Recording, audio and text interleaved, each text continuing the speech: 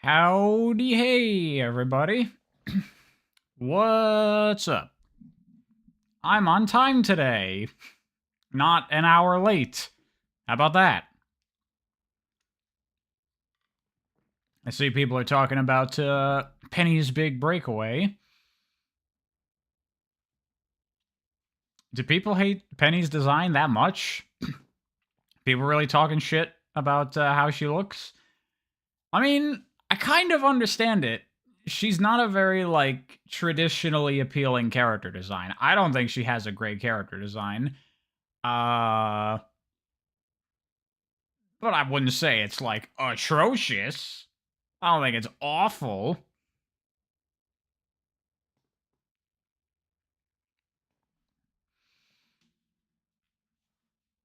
Gotta put Sonic in the title or no one will show up. Well, also, it's because if you've ever seen the box of Billy Hatcher, it says literally on the box from the creator of Sonic the Hedgehog, because they were desperate to sell that game with Sonic as well, so I'm also making fun of them. Space Cowboy, thank you very much for the donation. It's hatchin' time. I remember when Billy said that. How am I doing? I'm doing well. I just ate a banana. And you gotta be doing well if you eat a banana, right? Same deal with Knuckles Chaotix, yes. And also, Sonic and Sega All-Stars Racing transformed instead of just calling it Sega All-Stars Racing. You haven't seen me on the leaderboards yet for Penny's Big Breakaway? That's because I've yet to launch the game. I have been playing Splatoon, because I'm going to be doing a video reviewing all the Splatoon single players. I just finished that a couple days ago, finished playing, working on the video today. My voice might already sound a bit hoarse, because I just finished recording the audio for that video. Once I finish with that, and also just play some Splatoon, because I like Splatoon and I just want to put some time into it and play it, then I will jump on Penny's Big Breakaway and have a bunch of fun with it.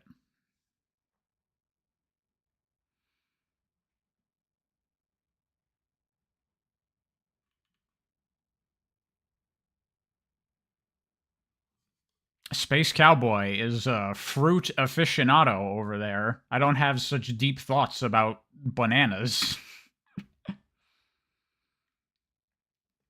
The Splatoon video will be so interesting. I mean, I'll tell you, most of it is just me saying how great Octo expansion is. Did I play the DLC for Splatoon 2? Of course I did. It's the best of all of them, if you ask me. I think Octo expansion is peak Splatoon, as the kids say. Splatoon feels like an undercover Sega game. I don't agree with that at all.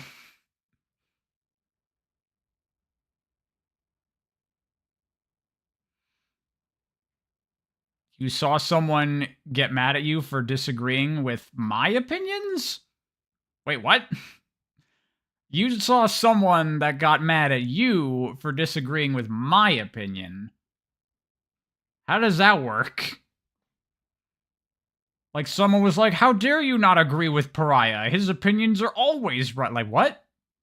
I'm confused. You might have typed that wrong. This is better than Sunshine? I do not agree with that even slightly. You love parasocial relationships? I guess. Pariah opinion stealing is a meme in some discords. What the fuck?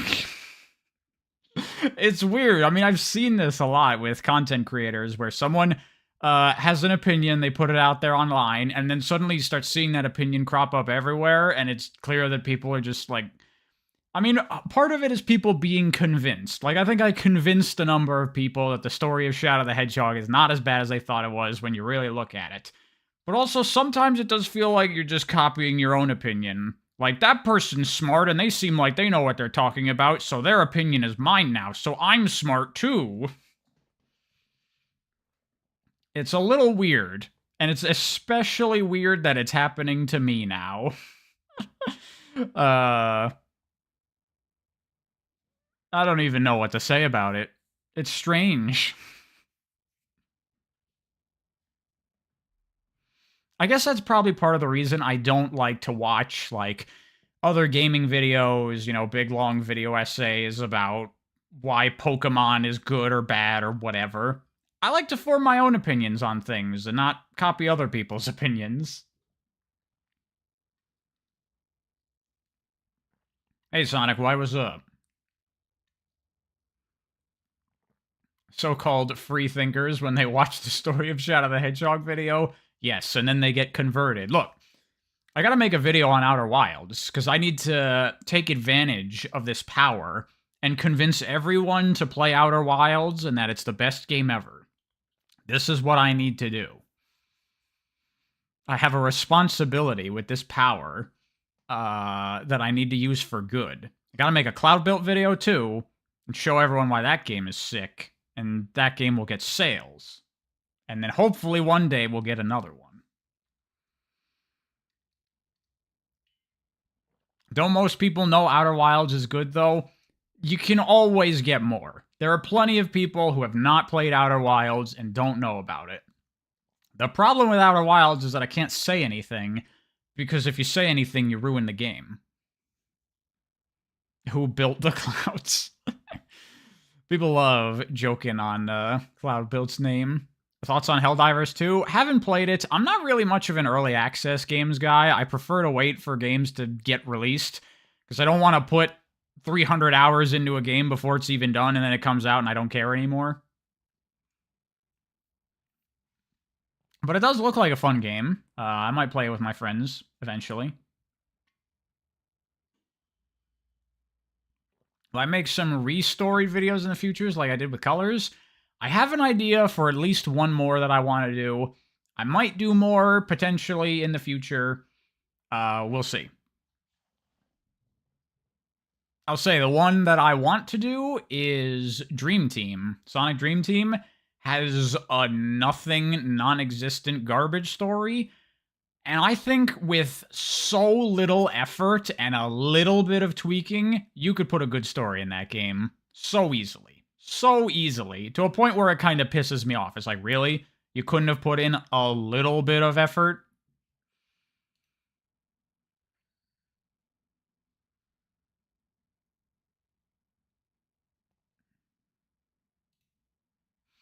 I have friends. I do. I do. Technically. I actually have board game nights in my house pretty regularly. Invite people over, we play stuff, yell at each other. It's a great time. Thanks, I'm really good at writing stuff.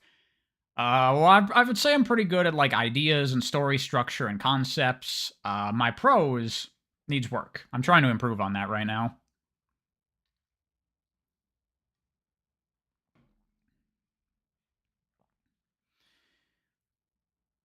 You like REM as a sheep dream pun? Yeah, that's fine. It's a shame about the character herself and how she's nothing.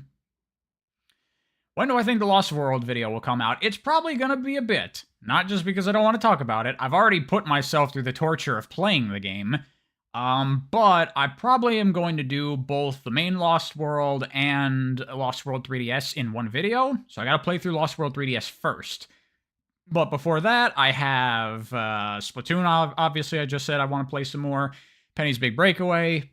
And a couple other things that are new that I want to cover real quick. Then I'll get back to playing Sonic Lost World 3DS. So then the Lost World video will have to be after that. Got plenty of other Sonic videos I want to do in the meantime until then. But it'll be a bit. Lost World 3DS, ew. I mean, it can't be much worse than the main game.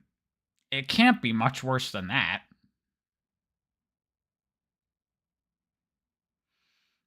Nintendo is suing the Yuzu Switch emulator.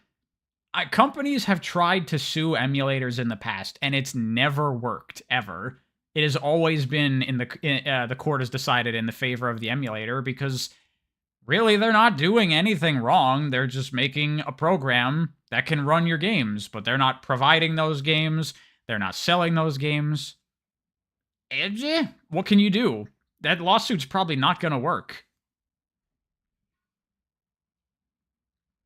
There is no Nintendo code or anything being used in the creation of that emulator, like all emulators. So they really probably don't have much of a case.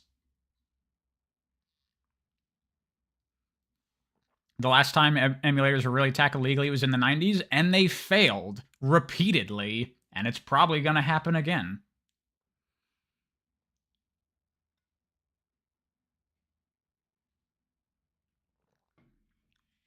Do I like the Tony Hawk games? Yeah, I'm new to them.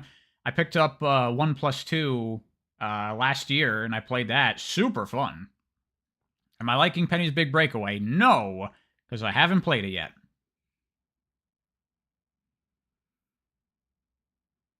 Nintendo's concern now is that Yuzu is circumventing Nintendo's DRM by encouraging people to download the encryption keys from the Switch. I haven't used Yuzu, so I don't know how it works, so I don't know what the whole deal with that is.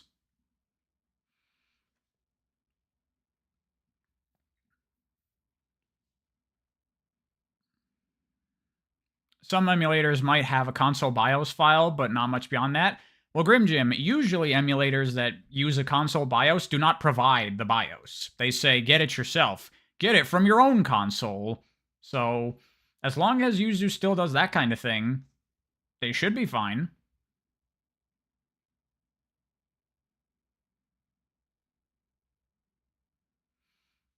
Yeah, exactly, Laura. All it is a program that can read software. That's all an emulator is. It just happens to be that that software was created for the Nintendo Switch. And now it can run on something else. You're setting up Ryujinx right now? I have not looked into Switch emulation whatsoever yet for myself. Eventually I'll probably mess around with it. I'm also kind of just hoping that the Switch 2 comes out soon, and that will just be able to run Switch games better, and I won't need to bother with that. That would be nice, hopefully.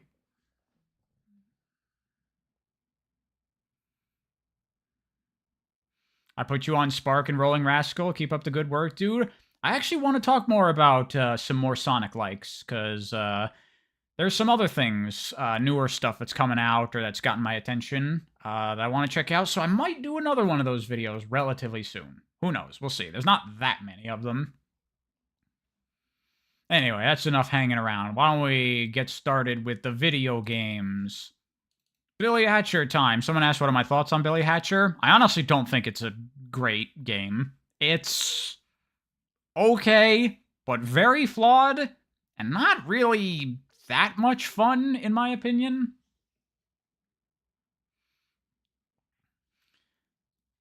I'm playing it in widescreen, so like 2D elements and the UI are going to be stretched out. But the actual game will be correct. Let me know how it is. I think it's probably loud, right? I'm going to lower it preemptively. Try that. No way. Sonic Team? Exactly. From the creator of Sonic the Hedgehog. Ignore the fact that none of the creators of Sonic the Hedgehog worked on this game. But a studio called Sonic Team did create this game. Doesn't the theme song misspell his name? No, it misspells the word giant.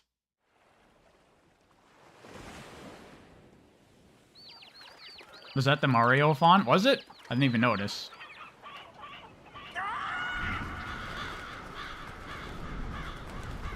You wish HD texture pack? I didn't bother to look because I figured it's Billy Hatcher, so probably no one gives a fuck. But there might be out there. Is this a Dreamcast game? No, this was a GameCube exclusive. Kind of weird how Sega was so like, fuck Nintendo, we're better. And then after Sega stopped making consoles, they're like, hey Nintendo, here's a bunch of exclusive games. Oh, is Yuji Naka a producer? Oh yeah, he was a producer on like everything Sonic Team did at that time. I forgot about that. But I don't think he actually did much on the game. Like he wasn't a programmer or anything for it.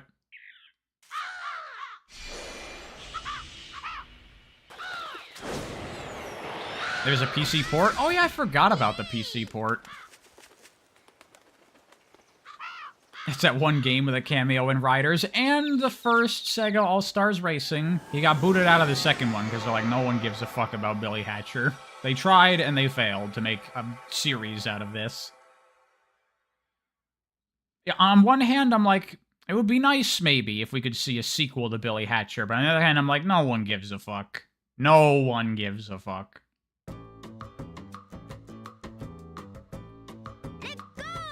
Billy Hatcher's just Glover, too. I never played Glover.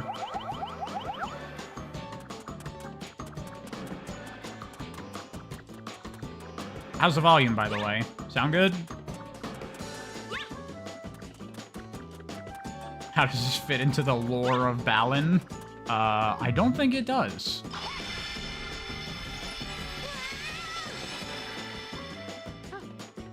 They got some big-ass hands. Yeah, that's Yuji Okawa. He was the lead artist on this game. And Billy and the other characters very much have the same character design philosophy as modern Sonic. Like, same proportions and everything. Did I go to Japan? I'm going to Japan this year for vacation, and I'm looking forward to it.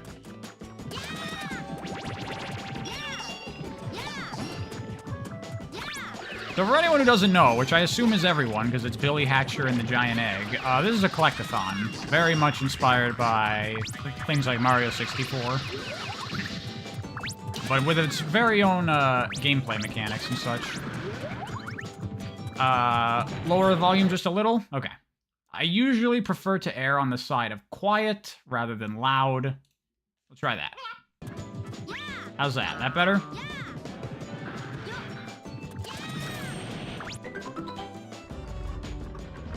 Does this game have a cameo of Sonic the Hedgehog? Not only does it have Sonic in it, it has Tails, Knuckles, and Knights all in the game. I also think something from Phantasy Star. I will explain it, but not show it. Oh yeah, here it is right here. These eggs, with a Sonic Team logo on them. These eggs are unlocked by collecting golden coins hidden in all the levels. And if you collect all of them, then, like this, you can hatch the egg, and there will be a creature inside. And those Sonic Team eggs have references to other Sonic Team games, so you can find Sonic and Knights, and they'll become your little buddy and hang out with you, like this. Oh, they're literally Easter eggs? Yeah, pretty much.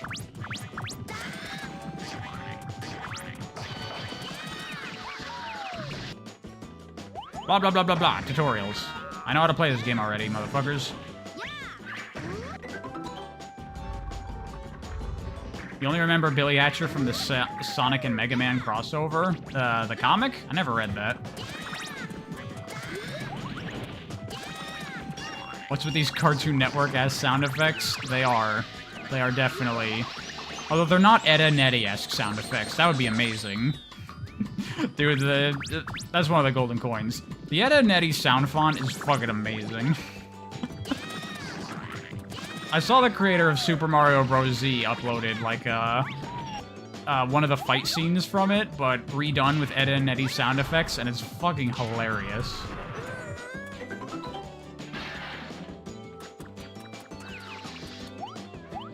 So, on the first level of every mission, it's nighttime, you gotta collect this golden egg and then hatch it, and then that will, bring the Elder Chicken or whatever, and then he will cluck and bring about the daytime.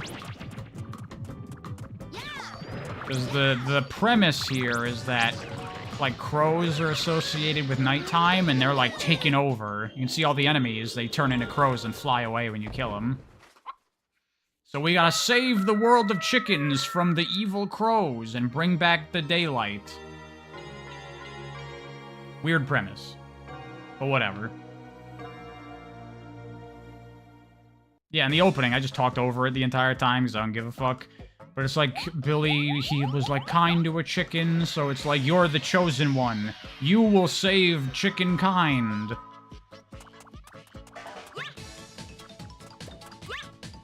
Oh, some of the widescreen, stuff is not getting rendered exactly correctly. This is your star / Jiggy. Just a chicken symbol. Good morning. No video game has ever had a weird premise before. Have they not? I mean, when you think about it, Mario has a really weird premise, doesn't it? Good morning? Yeah, we just brought the daylight. It's morning.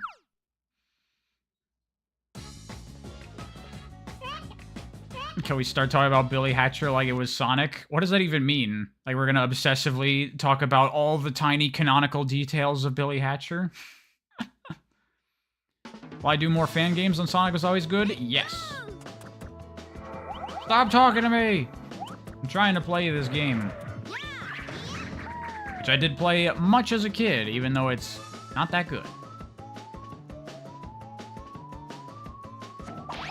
A frog steals a princess, so a man in his overall saves her? I mean, Bowser's not a frog, he's a turtle.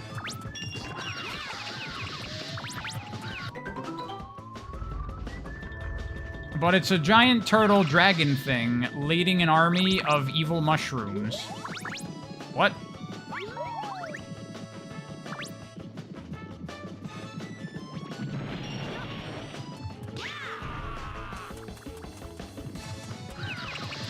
Billy Hatcher X Shadow Generations. Yeah, there we go. That's what we need. So this gives you an elemental power. I now have a wind comb, which makes all of my eggs have wind power. What does this do? As far as I can tell, almost nothing. I've never really noticed what these elemental effects do on your eggs. But it's something you can get. Tomoe Otani worked on this game's soundtrack? Yep. Before the Sonic days, he was working on shit like this. Because this is the same team, by the way, that made 06 and Unleashed. That's what they did after this. The director of this game, actually, he split off into the other Sonic team that this team split to. One did 06, and the other did Secret Rings. The director of this game... Or no. The director of this game was the director of 06. Kishimoto is the one that went to do Secret Rings. Who are the directors of Heroes? Izuka directed Heroes. This looks like a really polished, for a Sonic Team game. Yeah, generally it's more polished than their Sonic games, I would say. It's also a much simpler game, though. Chicken Little looks different. I never really liked Chicken Little as a kid. I watched it once, and I was like, eh. But a lot of people talked about it, and like it was brought up in a bunch of things. I'm like, really? Do people give a shit about this? How the hell do they manage to make so many games in such a short time? I've talked about this in my videos before, Zedgar. Sonic Team is not one team. Sonic Team is like a label that Sega gives for many of its development teams. There have been like 6 different Sonic teams over time, at least, probably. And throughout the 2000s, there were like 3 or 4 at once. There it is.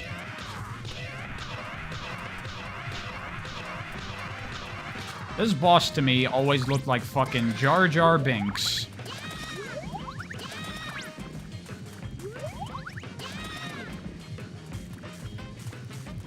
There's a term called an A and B team. Well, in Sonic Team's case, it's like they have the whole fucking alphabet of teams.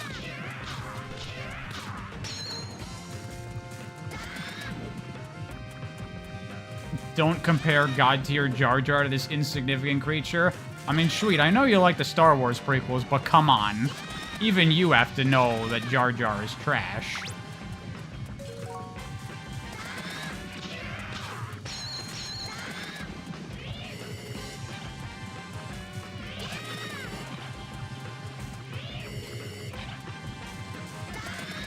Looks gameplay-wise like a classic Sonic game.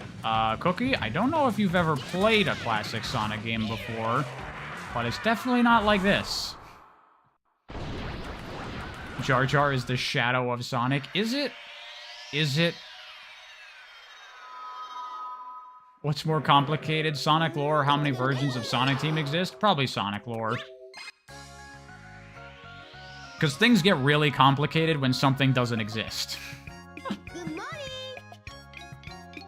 Strong disagree. Sweet, you even like Jar Jar? What's wrong with you? I can understand to some degree liking the prequels, but Jar Jar?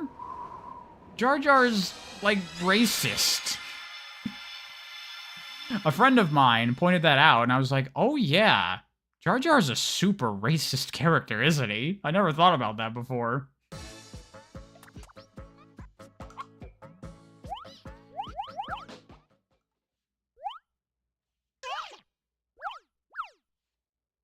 I'm sorry I'm skipping all of the dialogue. Everyone's missing out on the important story and lore details of Billy Hatcher and the Giant Egg. I'm sure everyone cares.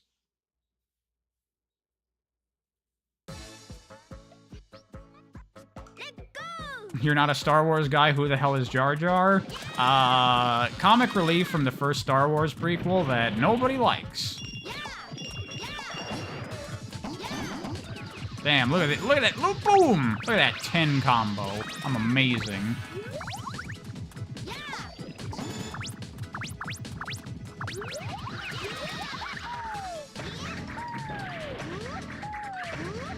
Why are we talking about Star Wars? Because the first boss of this game looks like Jar Jar.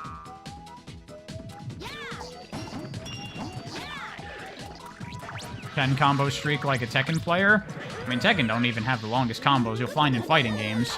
You don't talk about long combos. Go play like Marvel vs. Capcom or something. Racist caricatures in my sci-fi epic film franchise? That's true. That's pretty common for some reason. I guess it's because all of them are old. Oops.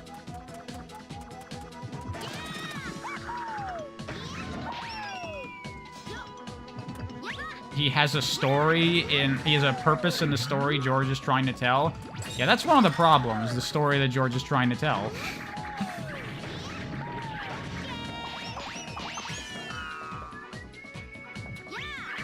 That trope is actually called Planet of Hats. I have never heard this before. This kind of looks boring. Yeah, that's really my main problem with Billy Hatcher. It's just not that fun. It's not like a horrible game. It's not like really flawed or broken or shitty. It's just not that good.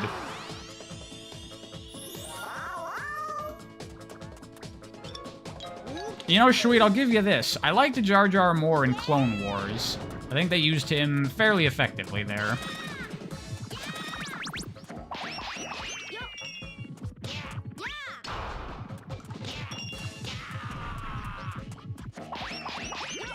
Sweet, one day you're gonna do something like I did for my Shadow Story video for the Star Wars prequels? I mean, good luck with that. Because I watched those not that long ago, and I was like, yeah, these are bad. I mean, they're not as bad as everyone says they are, but they're definitely bad. This game really looks like a video game, you'll give it that. Hey man, this is the acclaimed team that would go on to create Sonic the Hedgehog 2006. Oh, I need this. I need to switch back, because I need the water bubble effect from the penguin. Put out the fire on that switch.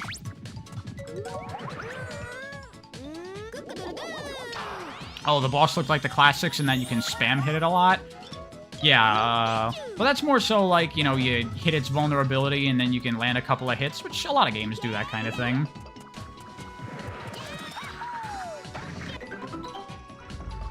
The world-renowned and not at all mocked Sonic team? Exactly. I mean, if you think about it, this team is basically responsible for Project 06. Sorry, I had like a burp there while I was talking.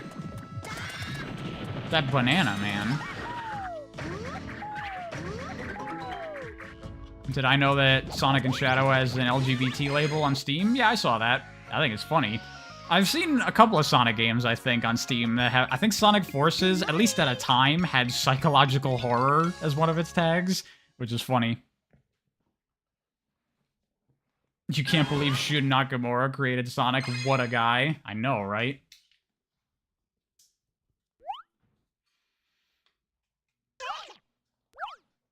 Psychological horror should be saved for Lost World. Agreed. Agreed. That's the truly scary game.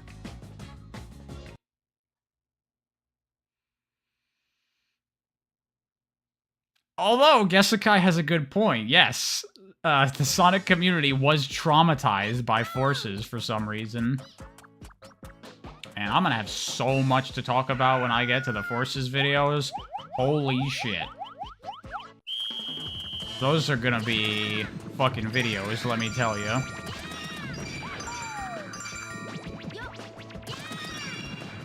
Like, Lost World, everyone's excited for that, but those videos aren't gonna be that good. It's just gonna be me saying the game sucks. Forces, there's so much there. There's so much to unpick. Unpick, whatever.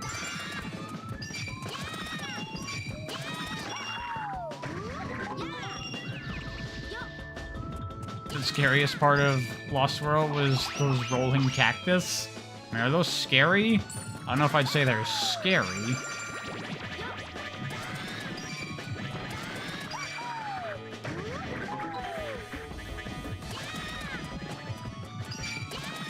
Yuzu devs derping again? Are they derping? Something happening? I'm not too knowledgeable about Yuzu, so I don't know what the sitch is. Forces is kind of fun. See, that's the thing for me. It's like, everyone's like, Forces is the worst Sonic game ever, which it's definitely not. But, like, there is something that resembles fun that you can have with Sonic Forces, where something like Lost World is just pain. It's just pure pain the entire time. Like, at least Sonic Forces is designed like a Sonic game. It feels like a Sonic game. It's not a great Sonic game, but it is a Sonic game. Does this mean I like Forces more than Lost World? I like Forces more than a number of Sonic games. That is going to be a big part of my video, is everyone talking about how Forces is the worst Sonic game ever, when it is definitely not.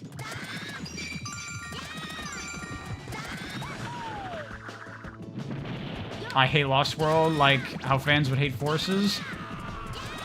Well, the thing is, I don't hate Lost World for, like, all the weird reasons people hate Forces. I just think the game sucks.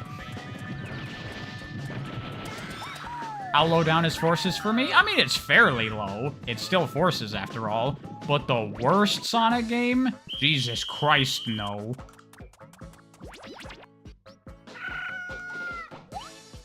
Lost World versus Sonic 4 Episode 2, who would win? Oh, God. Whoever wins, we all lose. That's my answer. Good morning. Watch out, now people are going to start hating on everything except Forces. I wonder. I wonder if there will be a boom in nostalgia for 2010's goofy, cartoony Sonic, and everyone will be like, everyone was too hard on Forces. It's actually really good. And I'll just be like 06 all over again. Just finished Penny last night and loved it. I haven't played it yet, Telekinestic Man, but I'm very much looking forward to. Let's go.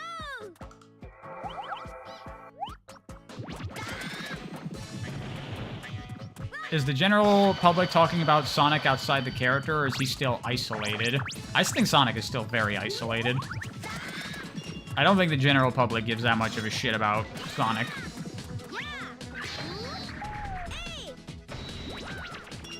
People might start missing the Avatar. God, I hope not. The Avatar, to me, was such a terrible idea for that game.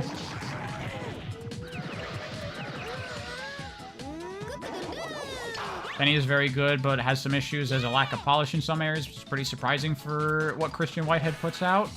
Maybe he was taking some of the lessons he learned from Mania working with Sonic Team.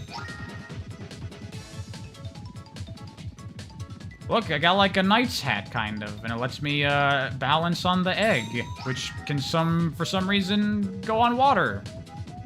I don't know how this works, but okay. Do eggs float in water? Do chicken eggs float in water? I don't think so. They sink, right?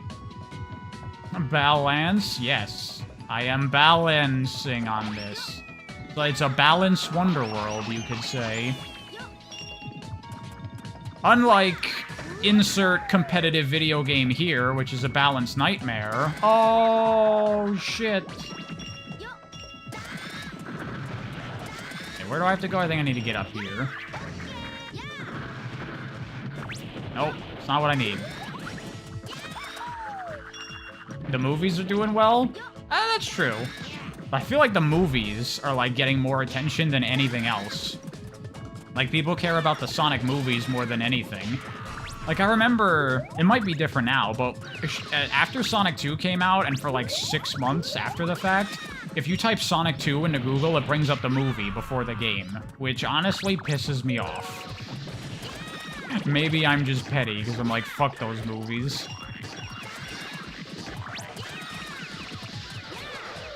Movies are more important than games generally? I mean, are they? Games make more money. And as we know, making money is all that matters in life. So that means games are more important. Have I seen them? I saw the first Sonic movie, and I thought it was... bleh. Do games make more money? Oh yeah, absolutely. There are many reports saying this from years ago, how games make more money than movies do.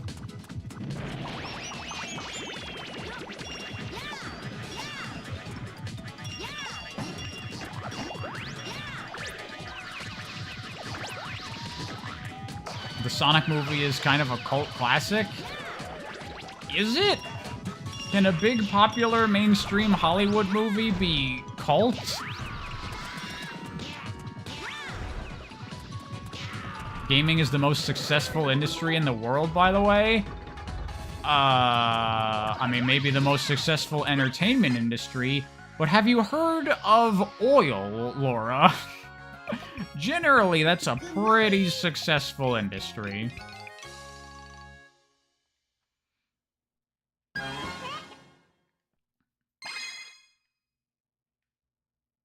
Or food.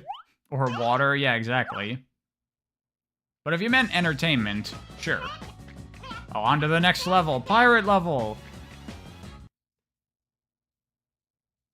You can't wait for the Criterion Collection Blu-ray of Sonic Movie 1. Exactly. And I am still personally bitter about the Sonic movies. Not because they're not accurate to Sonic, and not because I don't personally like them or whatever. I am bitter about the Sonic movies because John Carpenter is a goddamn motherfucking Sonic the Hedgehog fan. Like a real hardcore Sonic fan. And it's like, bro, I would fucking give anything to see John Carpenter's Sonic the Hedgehog. That would be fucking amazing.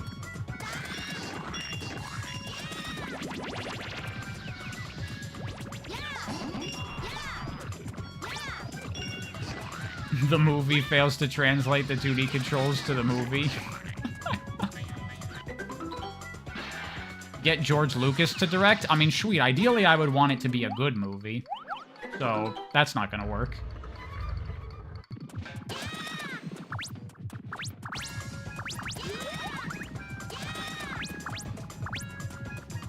Why people hate Sonic 4 Episode 1? Because of its name, mostly.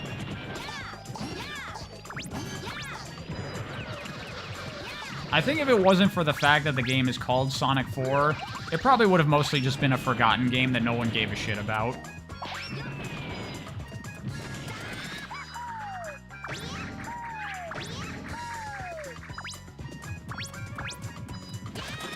George Lucas was better than Disney, at least? I mean, I will agree with that. I do think that the prequels are better than the sequels.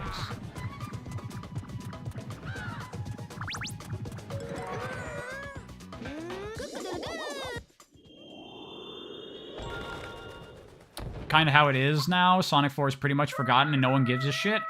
Well, when Sonic Superstars was coming around, I saw tons of people talking about, oh, it's Sonic 4 Episode 3 or whatever, so clearly people remember. I fucking don't. I forget about Sonic 4 all the time.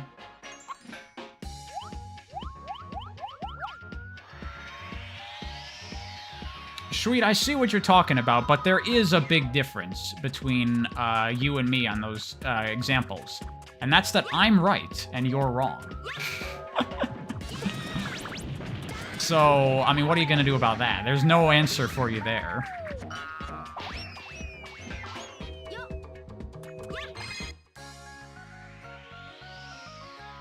Penny just got a tiny update. Hope it fixes some issues. I've seen a lot of people saying that it doesn't have instant restart on time attack mode. Definitely hope that gets patched in. That is so important. I want a fucking button that the next frame I can control the character and the level's restarted.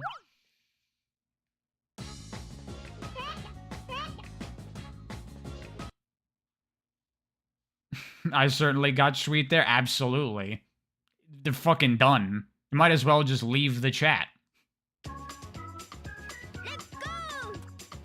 Yeah, time attack is great, but it's not instant restart, which I've played many games that don't have instant restart, and it's tolerable, but it's always just better to have it.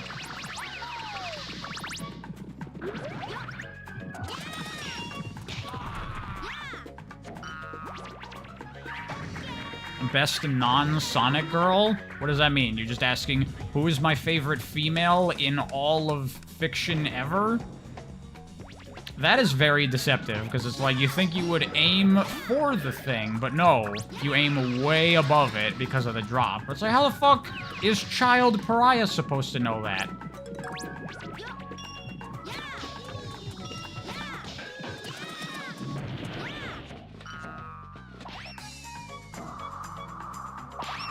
You also like to practice in time attack modes? Yeah, that's one of the things I like about Cloud Build. With the manually placeable checkpoints, it lets you practice whenever you want, wherever you want. This one can sometimes be hard to get. Like that! I missed it. Oh, what is my favorite Sonic Team game that isn't Sonic? Does Rise Star count? I'm gonna say Rise Star. Can I just go past... Yeah, I just go past that enemy. Time attack games should have no clip. I mean, that's a bit much.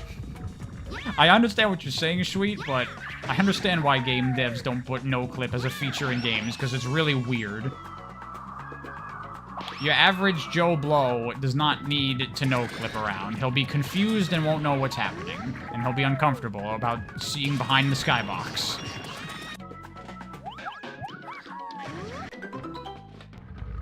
By the way, Yo-Yo keeps your momentum of swinging. Yeah, I mean, I've seen what the game is. It looks fucking sick. I just haven't played it yet. I have it. I bought it. I've been playing other shit. Rystar Speed, Knights Fly, Billy Power. That's a team. I mean, Rystar isn't really a speed character. Why did Sonic Team make this game? That is honestly a good question. I don't know.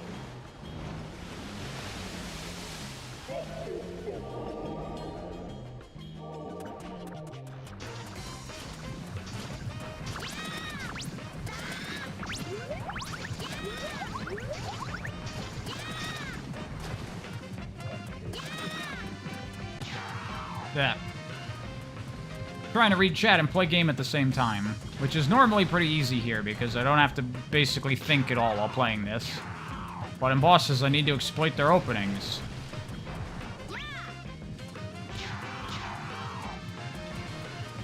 Yuji Naka, free me from this hedgehog hell. I mean, basically. I believe that's part of the reason that he left Sonic Team and Sega. It's like, I don't want to fucking make Sonic until I die. Which is understandable. I wouldn't want to do that either.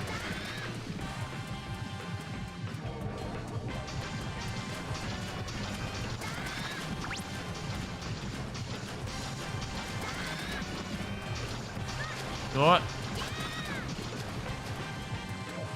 What's my opinion on Knuckles Chaotix? I have a whole video sharing my opinion on Knuckles Chaotix. I think that game can be really fun, actually. If you learn how to use the tether bullshit, it's great. I mean, it's still got a lot of problems. I'm not gonna say it's the best Sonic game ever, but it can be fun.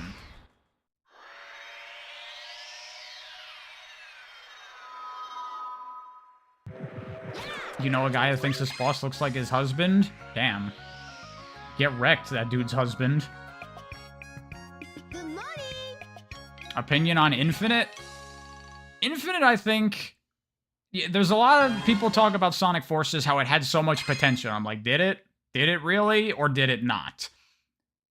Infinite is the one thing I think had potential in Forces.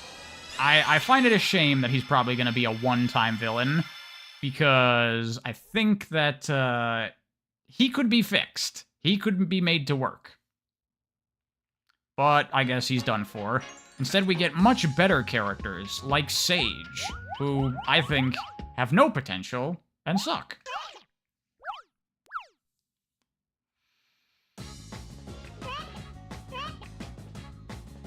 Damn, someone just asked my opinion on Sage. Well, there you go. They can do so much more with Infinite even now. Yeah, but Infinite's just, like, gone. They're just done with that character. Hello? Oh, it's a race. It's Koopa the Quick! I don't remember so many of these missions, because this game all just blurs together into a giant pile of mediocrity.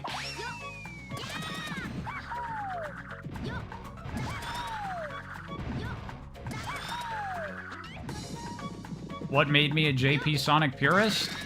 I mean, I wouldn't say I'm a purist. There are things about Western Sonic things that I enjoy. I like Sonic Prime. I have respect for Sat AM, and even Adventures of Sonic the Hedgehog, I think, has a lot of merits to it. It's just that since educating myself about the original vision of Sonic and understanding what it is, that's my favorite version of Sonic. Simple as that.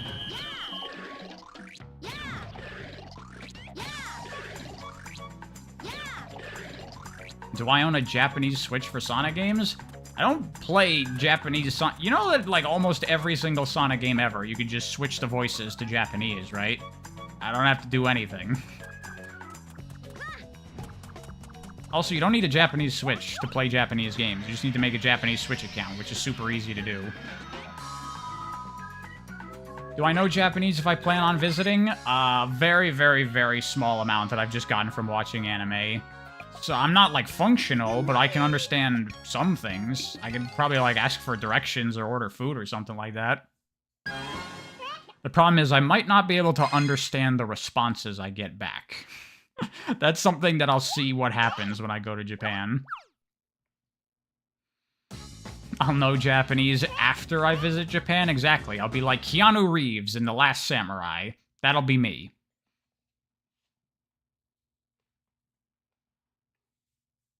What anime do I watch then? A whole bunch. I've watched so much anime. Hundreds of different shows. That was Tom Cruise? Was that Tom Cruise? I thought it was Keanu Reeves. I don't even remember. The Last Samurai was so bad. It was so long ago. I don't even remember it. When will you get a face reveal? My face is right there. It's my profile picture. What are you talking about? I don't understand what you mean.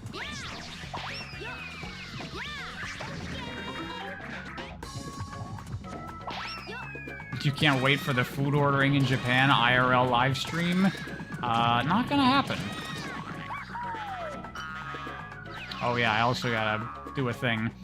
Have I been watching Solo Leveling? Is that an anime? I don't know what that is. Oh, I remember what I have to do here.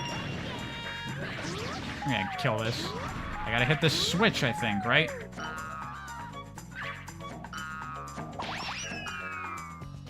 Yeah, here we go. Oh no, this is just for a collectible. Oh no, okay, yeah, this is the way to go.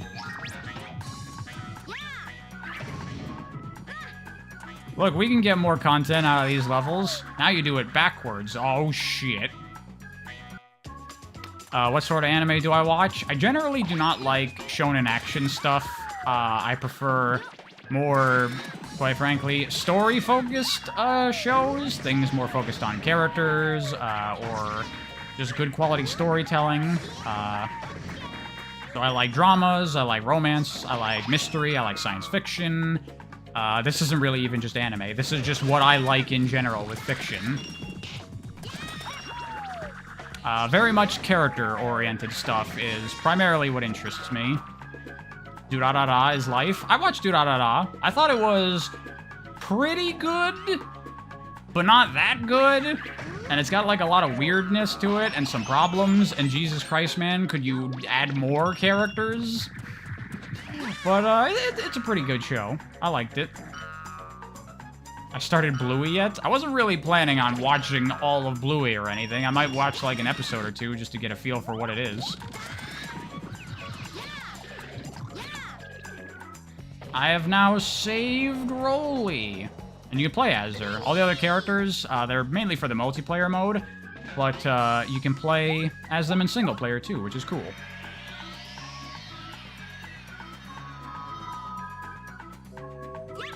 So I don't like Kuseki no Kuni? Well, I don't know what that is, so I'm gonna say no. Have I watched Nana? I have not. I think I checked it out, maybe at some point, but I don't think I ever watched an episode. Have I watched 91 Days? Nope, don't know what that is. I've been very out of the loop with anime for a long time. Do I like Naruto or JoJo? Nope. Have I watched Nichijou? Not yet, but I want to. No Full Metal Alchemist. I can go back to the earlier world and now play as Rolly. Gintama? Never watched any of that. No. I know it's like super popular and people are really into it. I don't really know much of what it is. Have I watched the best anime Donkey Kong Country TV series? Believe it or not, no. The red thing you collect looks very Shadow the Hedgehog. Yeah, it kind of does look like the Shadow logo, but it's supposed to be a chicken, like an abstracted chicken head. Hunter x Hunter? Yeah, what part of I don't watch shonen action shows did people not understand?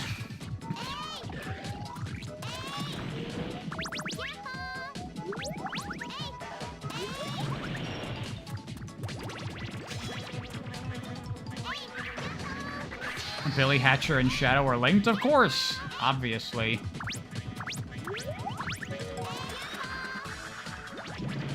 Ever see Initial D? No. Hasn't really interested me. I'm not really a car person. So I've just never given it a try. No Dragon Ball? I mean, I watched Dragon Ball back in the day, like on Toonami. But since getting into anime, like, for realsies, no, I don't give a shit about Dragon Ball anymore. Clearly Breaking Bad is the best anime. Is it? Can't say, I haven't watched that either.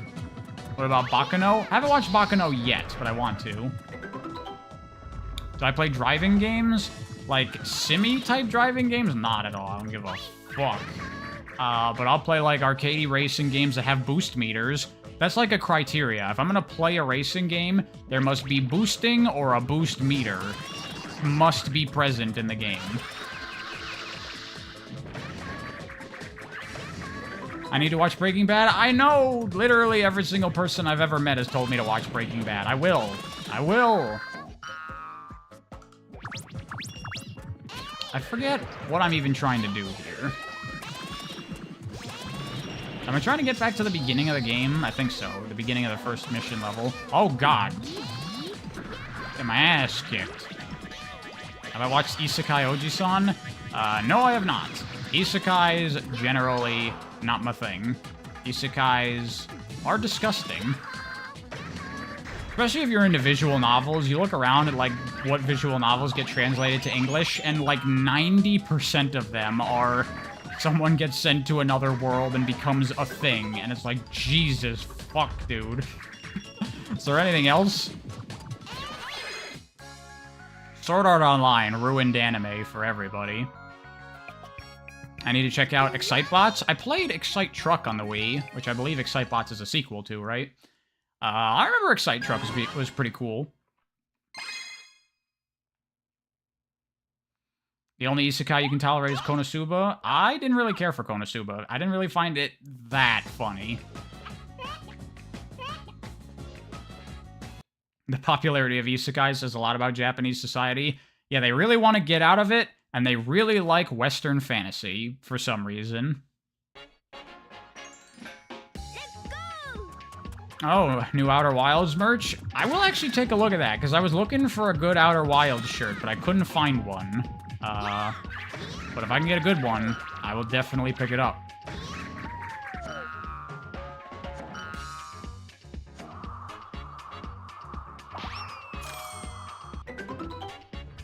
ReZero is actually a pretty good isekai. That is true. I did watch ReZero, the first season of it. I haven't gotten to the second season yet. There might even be a third by this time, for all I know. I did quite enjoy that.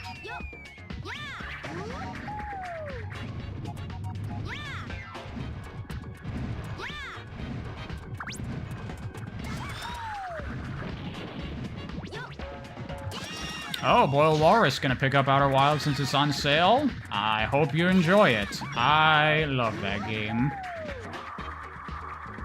How about One Punch Man? I read a couple of chapters of the One Punch Man manga, and by like the 5th or 6th chapter, I was like, okay, I get the joke, and then I was done.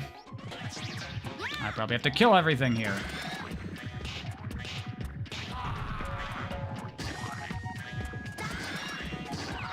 True Outer Wilds enjoyers, yes. We need to turn everyone in this chat into an Outer Wilds fan so we can have refined tastes in here. Refined tastes only, and sweet.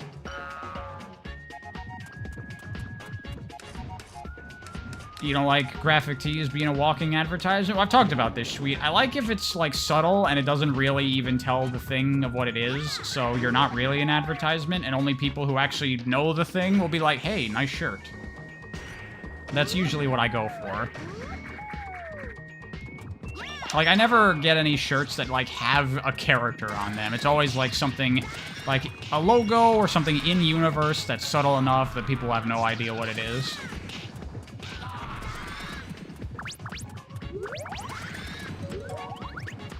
Like, I wouldn't get a shirt of the logo, but as an example, like the Shadow the Hedgehog, the red symbol, that would make a good shirt. You could wear that, and people would have no fucking clue what that is.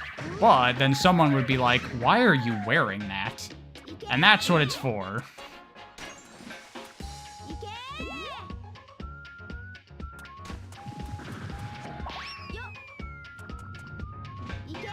Walk around with Billy Hatcher plastered on your chest, and people be like, who is that?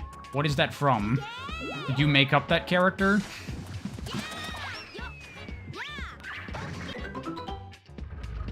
How about I just wear golf shirts like a normal person? Do normal people wear golf shirts? I feel like golfers wear golf shirts, and I'm not really a golfer.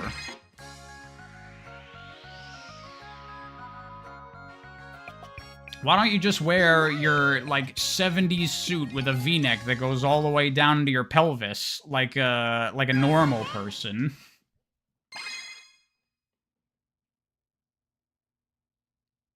You're a gamer and you wear gaming shirts? I mean, yeah, I got a lot of nerd shirts. Because I like things.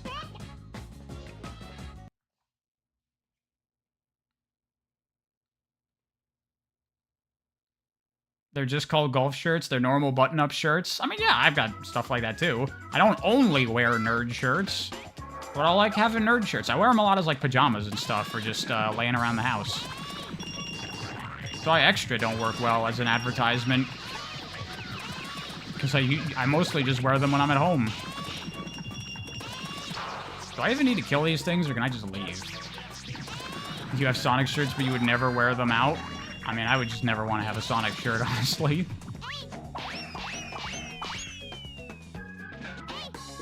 I'm trying to think, if there's is there anything in Sonic that I would want to get a logo of or something? Sonic just doesn't have very good, like, symbology. Everything is just fucking Sonic's face.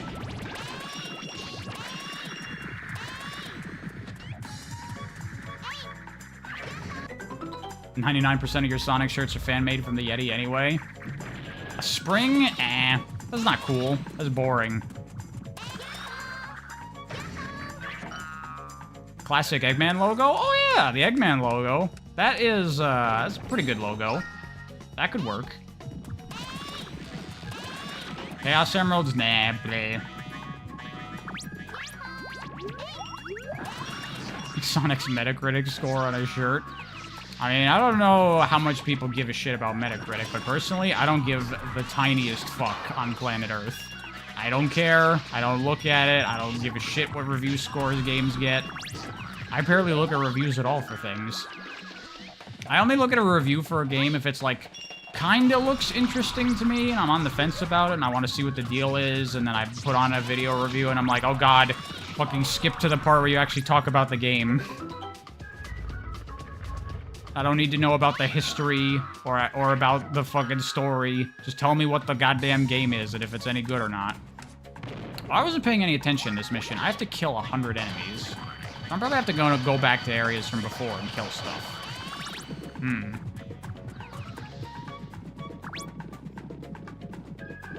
This is probably the most views that a Billy Hatcher stream has gotten. That's definitely not true. I'll guarantee you GDQ had more people watching Billy Hatcher.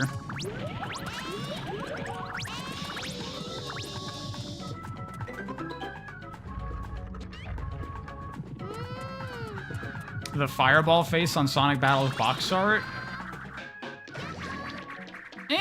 I mean, that's a pretty good logo, I would say, but I wouldn't want that on the shirt, personally.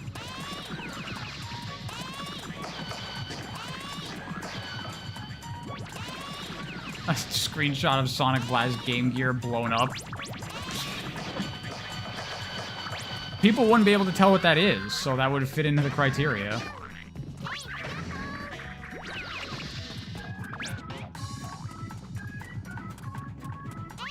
It's kind of hard not to visualize my avatar when I speak. Good. Then my branding is working. What are my thoughts on all the Sega revivals? Sick. Very excited for them. Is there like a button I need to hit somewhere? No, I gotta kill you. Things are spawning when I get close to them. William Hatcher? Exactly.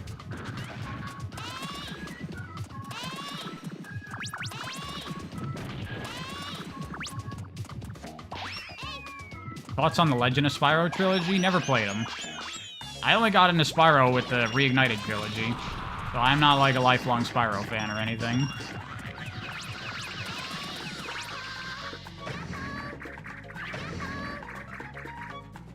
Hatcher, I hardly know her. Damn. I just did that.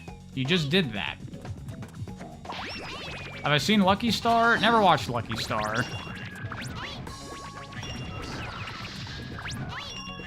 The, cute girls do cute things genre doesn't really appeal to me hugely, honestly. I've tried a couple, and they've just never done it for me. The only one that I liked is, School Live, which is very good, and I would recommend watching, but don't look up anything about it. Just watch it. It's like The Outer Wilds. Ozymandias is better than Lucky Star? Yeah, I want to watch Ozymandias. Oh god. I was reading chat. I didn't see where that spawned.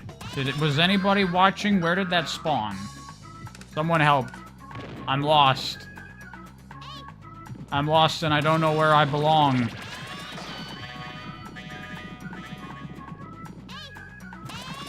Do I watch Asobi Asobase? I don't know what that is.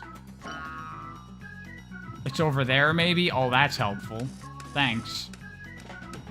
Now we're just gonna have to loop this entire goddamn level again. It's probably back at the beginning, would be my guess. Because they probably expect you to kill everything on the way and then loop back around. Close to a ship. Oh, okay. There it is. It was at the beginning. Exactly what I predicted. Did I ever watch Dragon Ball? Back in the Toonami days. But not since I, like, got into anime for realsies. Look at all these S ranks. I'm what you call a pro gamer.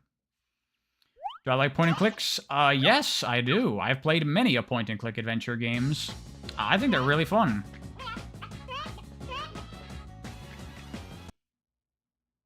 It's that game from Sonic and Sega All-Stars Racing transformed. Yeah, it's like how Captain Falcon is from Smash Bros. And, you know, they've given him his own games sometimes.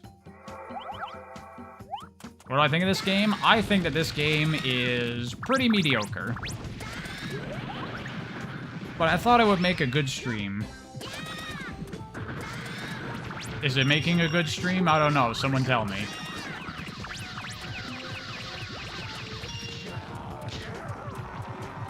Who's my main in Smash? Terry.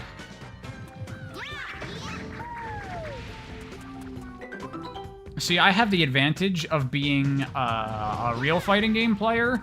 So all the babies who cry about his motions, not a problem for me. I literally never use his specials with the B button. I always do the motions for them.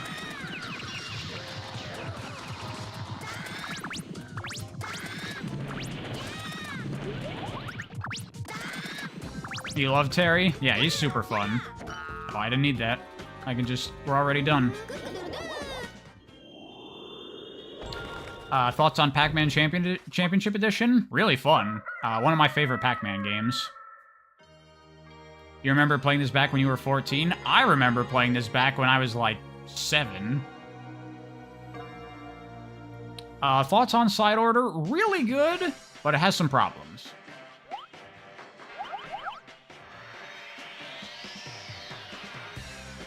Why do I think Insomniac Spider-Man sucks? It's not that I think it sucks. I just think it is the most generic, boilerplate, typical AAA open-world video game ever. And I feel like I've already played it without even having to play it. And it's everything I'm tired of in AAA video games.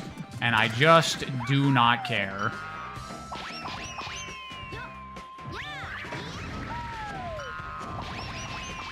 It's not perfect, but it's very good. Yeah, I would agree, Demetrius. Side Order has a lot of cool stuff.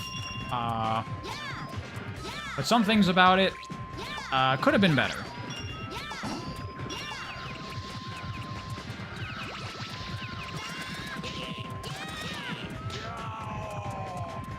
Thoughts on Yuji Naka? I've never met him, so I don't really have thoughts on him as a person.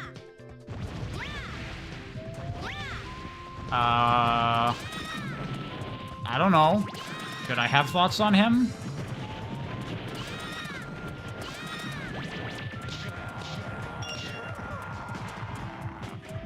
Will the Splatoon video have story spoilers? Yes, I talk about Octo Expansion, Splatoon 3, and Side Order stories pretty much entirely in them.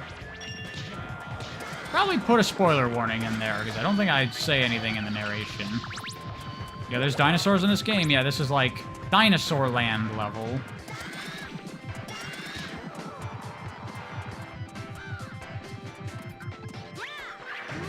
Have I ever met any game developers? Spoken with them directly? Yeah, I've spoken with a couple of game developers here and there. Never met any in person, and nothing for anything like big. I've only talked to like indie game developers. Is the whole game carrying an egg? Yeah, pretty much. It, like, grants you movement abilities. Like, you can dash with the egg, you can bounce with it, roll around. By yourself, you can't do pretty much anything. I dislike Spider-Man? No, I generally like Spider-Man. I just don't care about the generic AAA video game formula done the 900th time.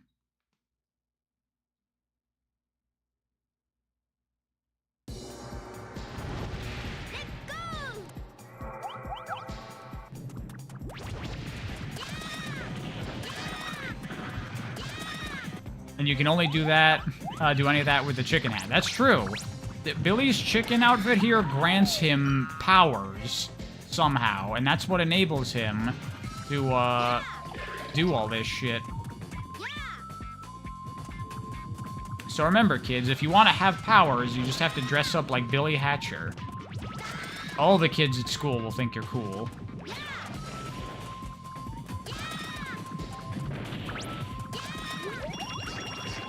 What's the logic in it? What logic? What are you talking about? It's a video game. There's your logic. Is he just Colonel Sanders as a child? Yeah, this is Colonel Sanders' backstory.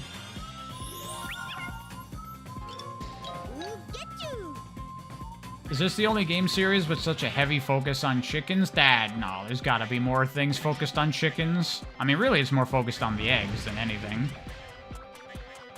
Speaking of which, I need an egg. There's one. Did I dress up as Billy as a kid? Is this a cautionary tale? Believe it or not, Billy Hatcher costumes were not really flying off the shelves around Halloween time. I know, very hard to believe. This part took me fucking forever to figure out as a kid, because it's, You need to, like, use your brain a little bit. Oh, and I fucked it up.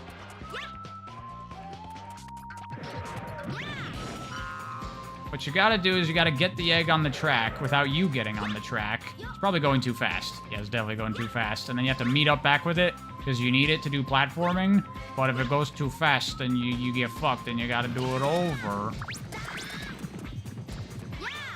I probably just made my own, given I'm such a huge fan. Yeah, exactly.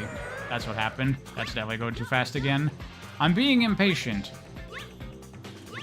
Oh, oh, I fell. I fell. I might have made that, but I fell.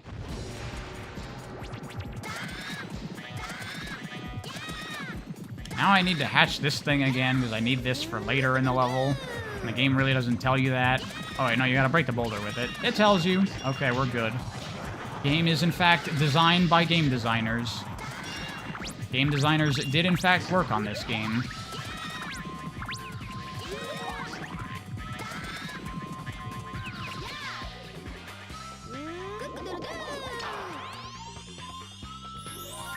Thoughts on cartoon conspiracies, for example, the Ed and Eddie Purgatory Theory?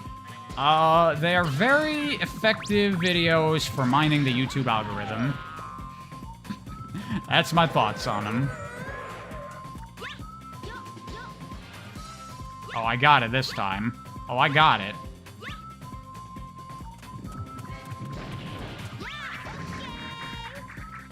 Would hard mode in this be called hard-boiled mode? Maybe. I don't know.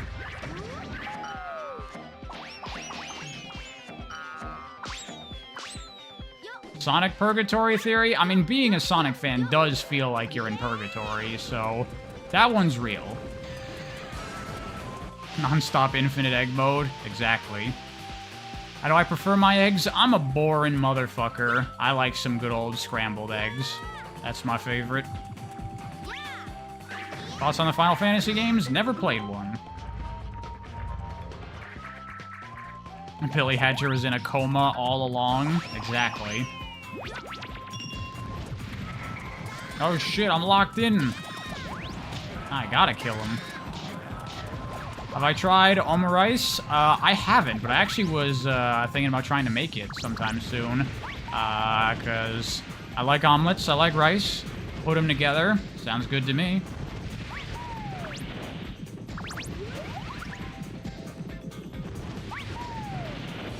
Scrambled without cheese, I'm sure. Yeah, no cheese on my scrambled eggs.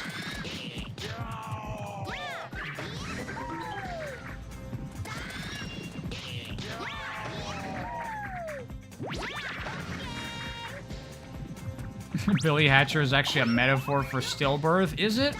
You know, that makes a lot of sense when you put it like that. I can see it. All the playable characters, those are the children that you could have had if not for genetic defects.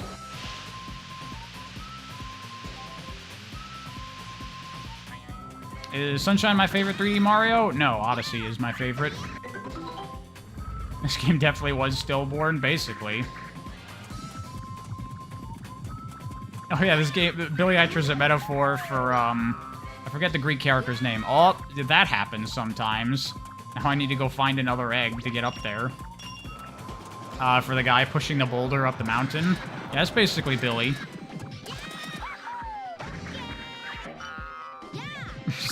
Sonic Team's creative method is a metaphor for stillbirth. Everything comes out unfinished. Damn.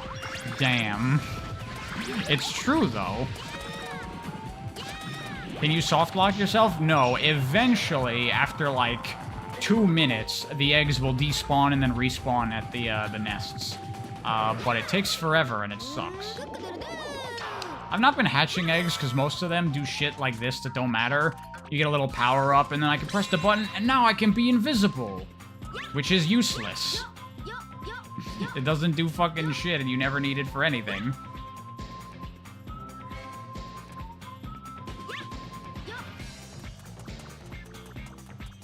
It's like Amy in 06. Yeah, pretty much. The multiplayer is actually really fun. I never played the multiplayer of this game. You don't have to look at it as stupid as it's true. It's true. By the way, I'm old man, and I don't understand the kids. Why does everyone write ass with H's? Is that a thing? Is that what the kids do now? Am I still supposed to pronounce that as ass? Someone tell me. What are the kids into these days? You're getting bored of this game? Yeah, Thundersword, this is about as far as I got the last time I tried to play this. When I came back to it, I was like, was Billy Hatcher any good? And then I was like, no, not really.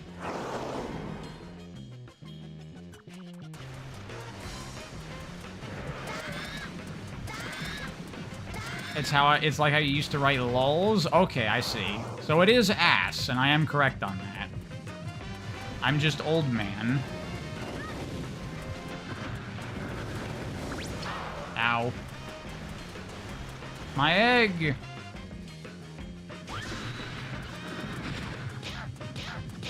I like the design of this mole guy. He looks cute.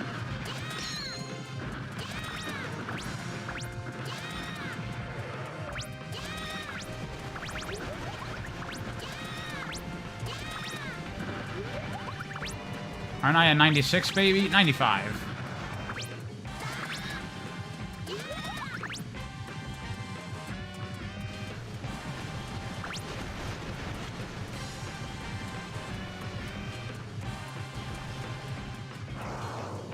You believe the guy who designed these was the guy behind Knights? No, I'm pretty sure that Naoto Oshima had left Sonic Team by this time. Yeah, he definitely did, because he was working on Blinks at R-Tune. I think Blinks actually came out before this game.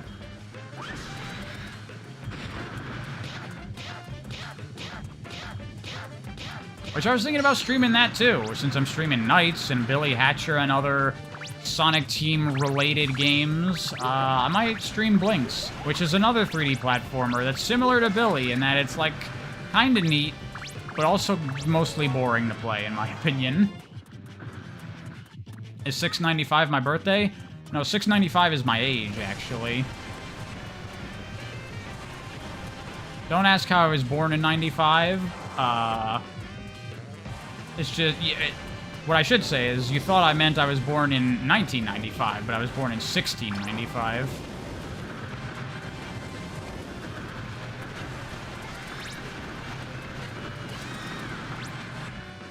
Or rather, I should say I was born in 695. That's the lore. When you're writing up the Pariah Wiki, that's what you write. Born in 695.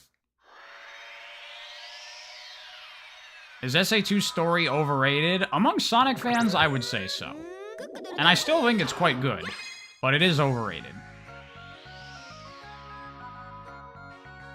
Pariah is secretly an ultimate life form? What's the deal with Japan and ultimate life forms? Like, that is a trope, that specific term, the ultimate life form, that I've seen in many things. Shadow, obviously. Cell is also the ultimate life form. I can't think of anything else off the top of my head, but I know I've encountered other things that have the ultimate life form. And I don't understand why that's a thing. But it's a thing. Mewtwo? But is Mewtwo specifically the ultimate life form? Mewtwo is just the most powerful Pokemon, right? Cars from JoJo? Is Cars the ultimate life form? I think he is. I think I've heard that before. Because it's epic, man? Yeah, but why, like, specifically is it something that you see so much in Japan? I don't know.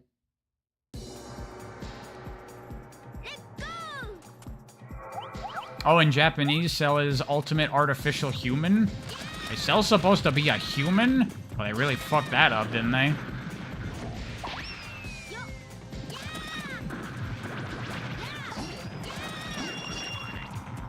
Oh, I gotta kill 100 enemies here.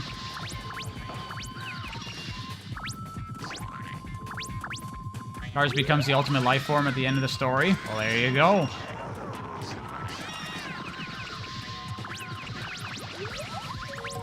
Mewtwo is just Frieza.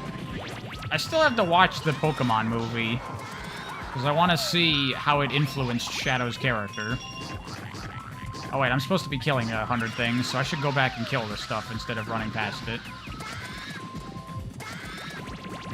The Japanese androids are called artificial humans? Huh. I did not know that. So are they not, like, robot-y? I always figured they were robot-y.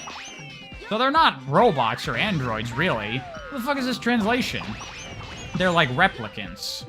Or like Shadow, they're artificially created life forms. What the fuck is that translation dub? What fucking android?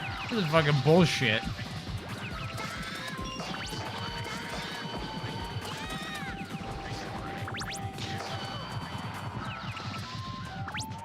You think they're biological? I guess they have to be biological, at least partially, because 18 is a kid.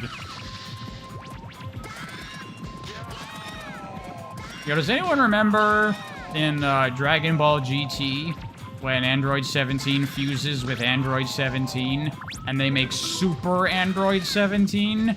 And like, I know that fusing shit is a thing in Dragon Ball, but really? That's how low we've stooped?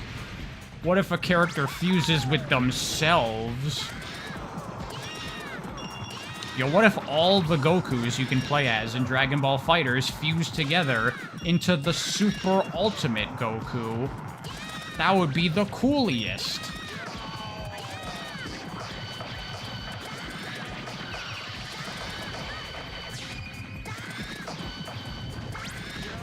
You actually find DBZ character designs fucking abhorrent? Yeah, I don't know if this is controversial, but I am not a fan of Akira Toriyama as an artist. I don't like his art style whatsoever. Normally, I don't really care that much about, like, visual style and design when I'm looking at a game. I'll just, you know, if I don't like how a game looks, I'll get over it. But I was looking at Dragon Quest, is like, maybe that's a way to get into RPGs. But I'm like, oh god, but everything's so ugly because it's Toriyama's art. That I literally will just not play those games because of how they look.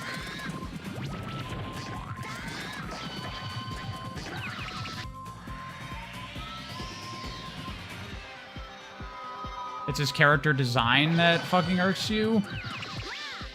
Yeah, I mean, his character designs all look the fucking same. That's definitely true.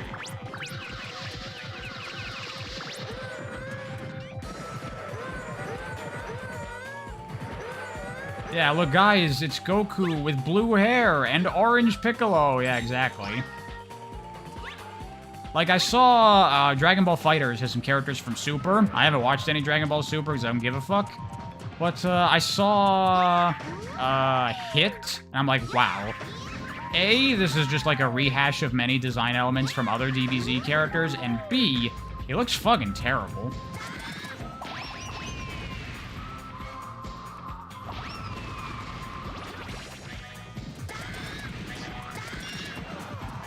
Where the goddamn... I was fucking looking at the screen again, so I don't know where the... Oh, there it is. Where the stars spawn, the Jiggy.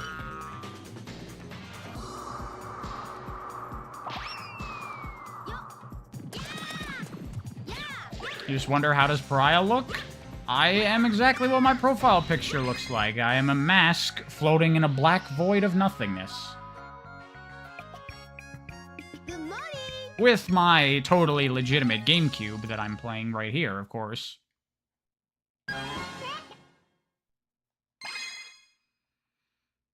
Copy-paste design is his issue, but you think he has solid fundamentals? I don't know. I've never liked how, like, DBZ character faces and stuff look. Well, I guess, like, some of his designs look pretty good. It's mostly, like, all the Dragon Ball Z shit. All the muscly men and their, like, really sharp, angular faces I don't like. But I like characters that are outside of that. Like, I like Krillin, I like Launch, I like Hercule, Videl looks fine. It's just all the main characters look like boring motherfuckers. They all look the same. John Leone, thank you for the donation. You watched the SA2 story vid. Gerald wanted Ark to crash the Earth because he knew it would take longer than firing the cannon, making time for fear to spare. You just made that up. That's not in the story.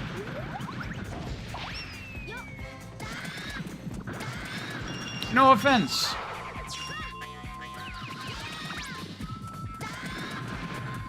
I was bored at 6.95, don't judge my face. Exactly. This is why everyone makes fun of me being old. Just because you're over a millennium old, you think it's okay to make fun of someone? That's how it works? Huh? These kids don't respect anything these days. Do I even need this? Can I just use this to get here? Yeah. Oh god.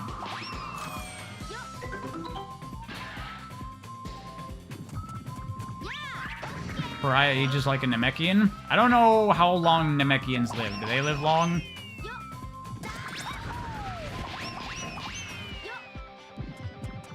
My voice sounds cool to make videos. Does it? A lot of people say that my voice sounds weird. I used to be very self-conscious about my voice when I was younger.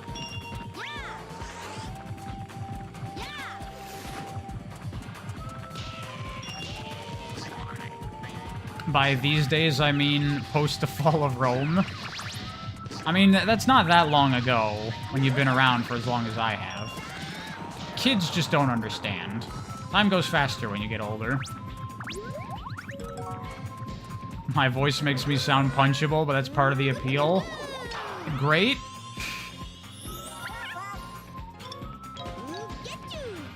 My voice is fine? I mean, yeah, I guess, okay. These days I don't give a fuck anymore.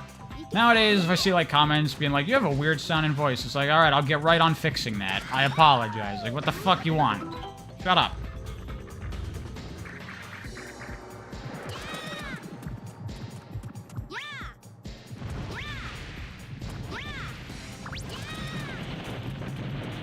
May not be punchable, more like shove into a lockerable. Well, maybe that's why I was bullied when I was a kid. It was the voice. That was the problem.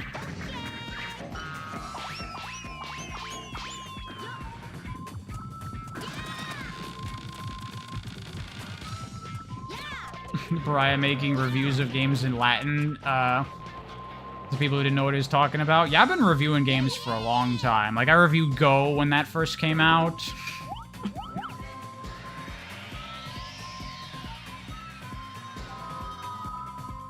Ever consider making an April Fool's special? Not really. I don't really care for April Fools. But, maybe something for other holidays. Maybe like a Halloween special or something. I sound like Rob Paulson? Yeah, people say that all the time. Cool. I like Rob Paulson. He's a cool voice actor. If I sound like him, sweet. John Leon, thank you very much again for the donation. Not made up. The wait until your demise can be more agonizing than the actual demise itself. Look at death row inmates. They're scared waiting. But that is made up because it's not in the story. That's not the reason that he does it. You just said that. Yes, keep correcting me, John. Please do. I understand what you're saying, dude, but none of that is in the game. It's a fine idea, but they don't say it. There's just no reason. And it could be fixed with a single line of dialogue. You could just have Gerald go, you all sit there and suffer for the next 20 minutes until your demise comes. Boom. Problem solved. Although that still doesn't really explain why you wouldn't just fire the cannon. You just make the cannon fire like 20 minutes later and just make people sit there and wait through it. So it still doesn't really solve the problem of how it doesn't make sense that he would want to crash the Ark into the earth instead of just firing the cannon. But whatever. What am I doing in this mission? Are we still talking about Dragon Ball? I see back when Yamcha was a respected character. Yeah, I talked about that a little bit in a stream in the past, how I find it very weird how, like, Dragon Ball was one thing, you know, it was an adventure series, comedy, martial arts thing, and it had Goku traveling around, meeting all these weird characters, and his building cast as he was on his adventures. And then when the series shifted to fuck all that stuff, let's just fight all the time. And then all these characters that they had established, they just become nothing. They just sit there in the background and do nothing all the time. Like characters like Ox King or Quar and the pig, I forget his name. It's like, why do all those characters just get shunted off to the sidelines? Because they can't fight aliens and shit. Change the friggin' game. I'm probably not gonna go for too much longer. Maybe just another half hour or something, because yeah. Billy Hatcher. This is Billy Hatcher. Oolong, yeah, that's his name. And yeah, same with Tien, same with Chaozu. All these characters, like, alright, fuck all of them because their hair can't turn gold. John Leone, thank you very much again. You admit you're wrong? It's alright, dude. I'm a fucking nitpicky asshole, especially when it comes to Sonic stuff. You're fine, don't worry about it. But thanks for the donation. And you like OGDB is best? Yeah, there are aspects of it that I think I can appreciate more than the constant fighting of DBZ.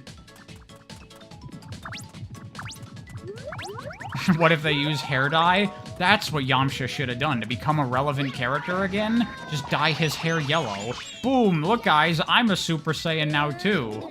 Can I be part of the story?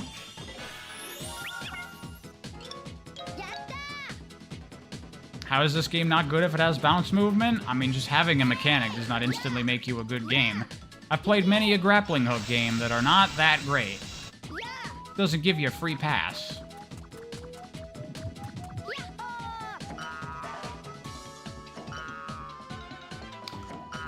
Shui, you making fun of Chick over here and all of his weird noises he makes? I do like all of the Japanese onomatopoeia that all the characters say when they do stuff. Like, Chick here literally does sound like an actual child playing him.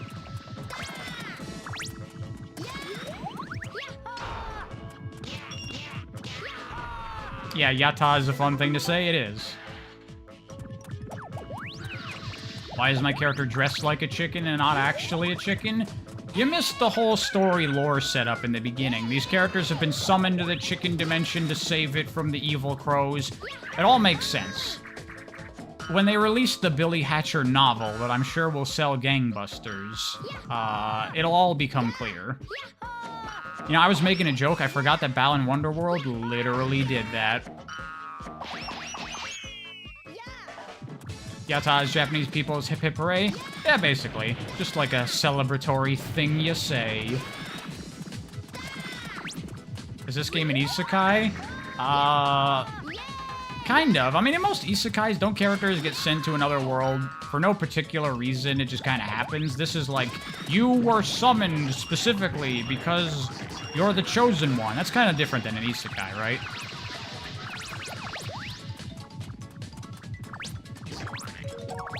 Alright, so I know this game has been kind of boring up to this point, but check this out. I wanted to hatch this egg specifically so I could show y'all something cool.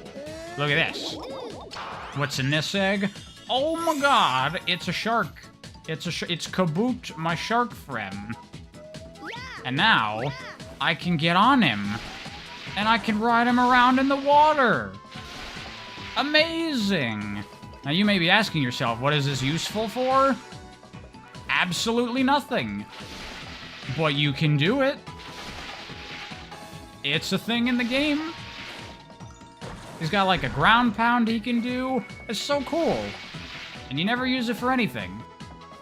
How do I get off this fucking thing? Hello? I'm hitting all the buttons. How do I get off of you?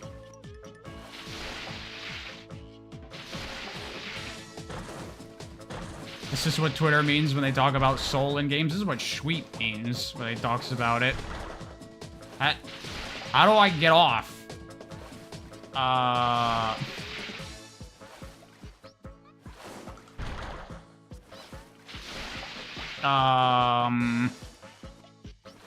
The D-pad? No. Oh, there we go. Now you may be asking yourself, Pariah, what button did you press there that you didn't press before that made that happen? Don't know. I don't know what was different, but it worked this time. Use the shark guy in the pirate level to get collectibles? Yeah, I know you use them to get, like, the gold coins or whatever.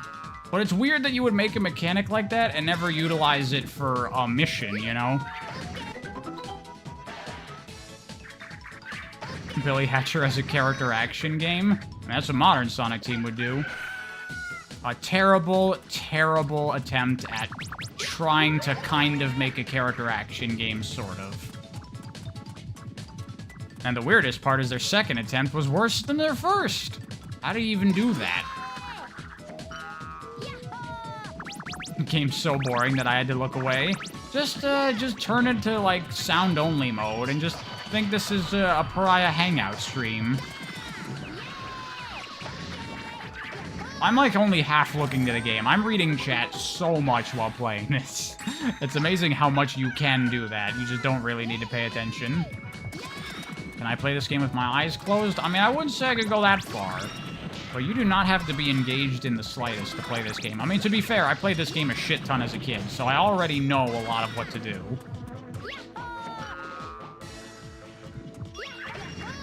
The best playthroughs are talk shows that pretend to be playthroughs. I generally prefer watching Let's Plays and stuff where they talk about the game. They don't just, like, veer off topic and talk about random bullshit. But maybe that's just me.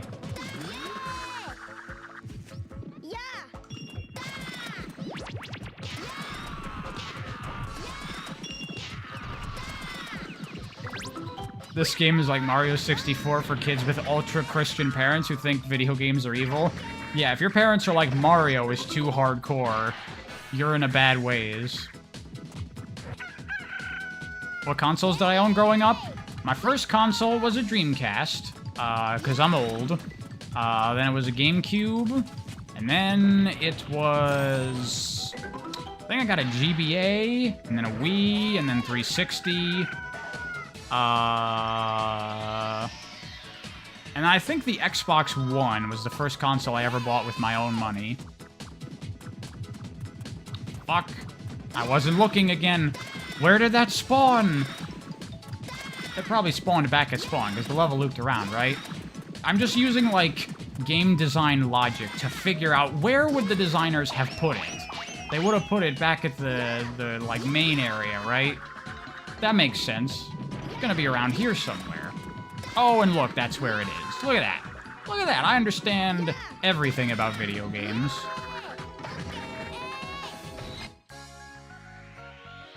Surprised Xbone over PS4? It's because I had a 360 prior to that.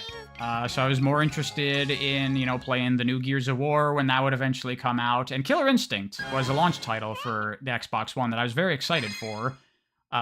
So that's why I picked that. My first console was a Dreamcast, no wonder I'm a weirdo. Exactly. And that's all of those. Now we gotta do Chick's Mission in Pirate Land.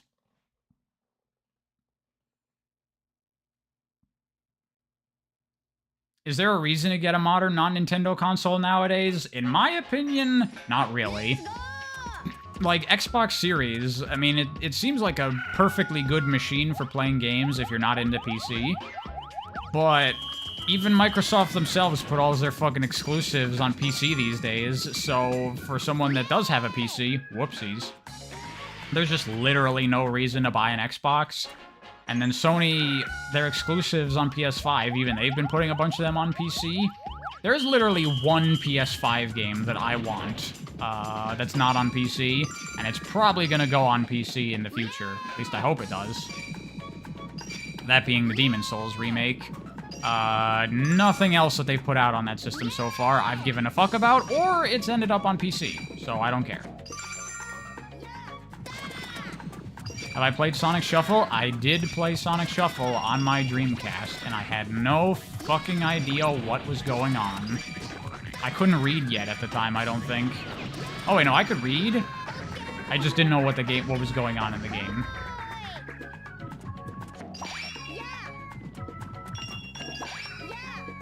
PS3 Demon's Souls exists on PS with emulation. Yeah, I've already played the original Demon's Souls, but I want to check out the remake because it looks cool.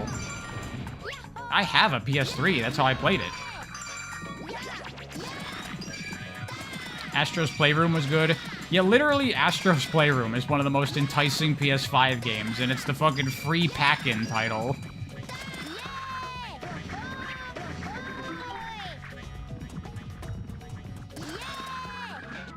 Illiterate child bride trying to figure out the hellish landscape that is Sonic Shuffle. Yeah, when you think about it, games like Mario and Party and stuff like that are supposed to be kids' games, but if you're too young to read, it's not a very good kids' game, is it? Because it's just text all over the place.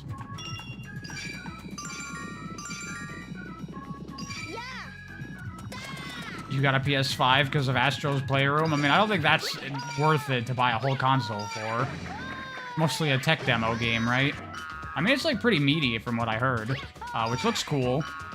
Well, I ain't buying a whole goddamn machine for it, I'll tell you that.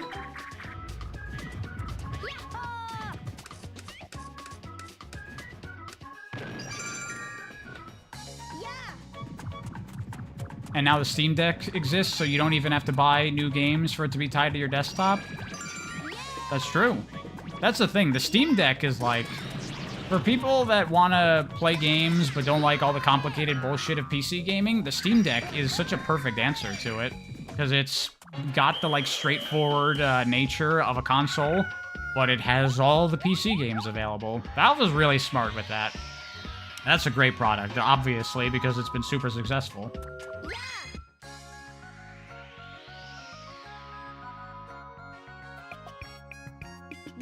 90% of people who only buy a PS5 for Insomniac Spider-Man 2, yeah, I'm not interested in that in the slightest, so... There's really just nothing on PS5 that interests me that much. Just like Ratchet Rift Apart, that's on PC. What was that shooter game? Returnal, that's on PC. What else does Sony make? I don't even know. I'm struggling to even think of other PlayStation games that I give a fuck about. I just want them to put Bloodborne and the Gravity Rush games on PC, and then I can just ignore PlayStation for the rest of my life. God of War, yeah, but I mean like good games that I would give a shit about, not that crap.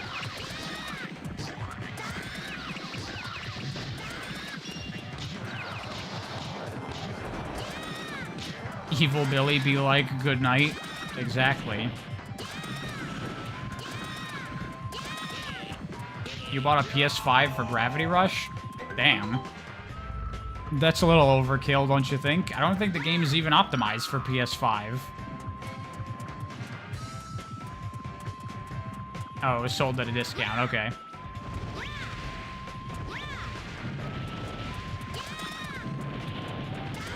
Would Evil Billy be a rooster? A rooster's just a male chicken.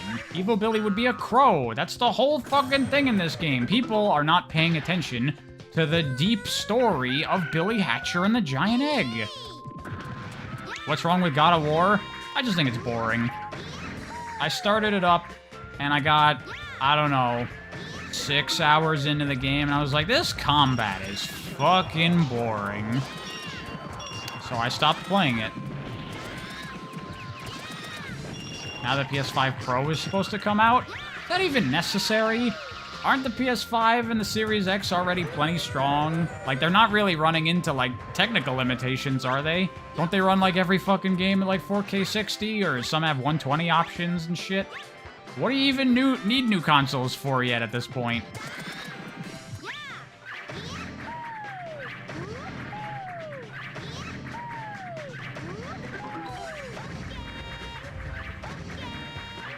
There's a lot of 30 FPS games coming out now. Really? I thought one of the things about this generation was we were trying to get away from that and get games that ran well and loaded quickly and shit. Did I like the recent Ratchet & Clank? I actually haven't picked it up yet. I still want to. OMG, is this Red Mountain? If only. It's either 4K or 60 FPS. I definitely know some games that go up to like 120 or have both options available, but it's usually like less graphics-y kinds of games. But also, who cares? I'll take 120 over 4K every day of the week.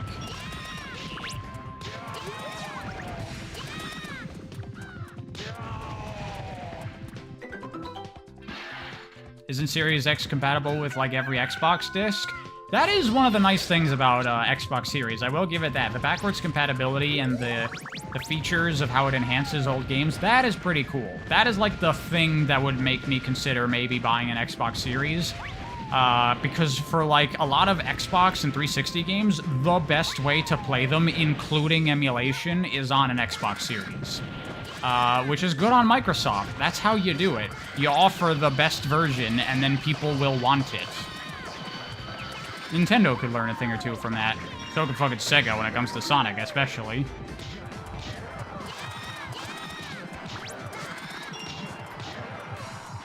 Microsoft should port their emulators to PC. I would love that if they put Microsoft backwards compatibility, whatever they would brand it as, on PC, so you could play your 360 games and Xbox games on PC? That'd be awesome. I wish they would do that.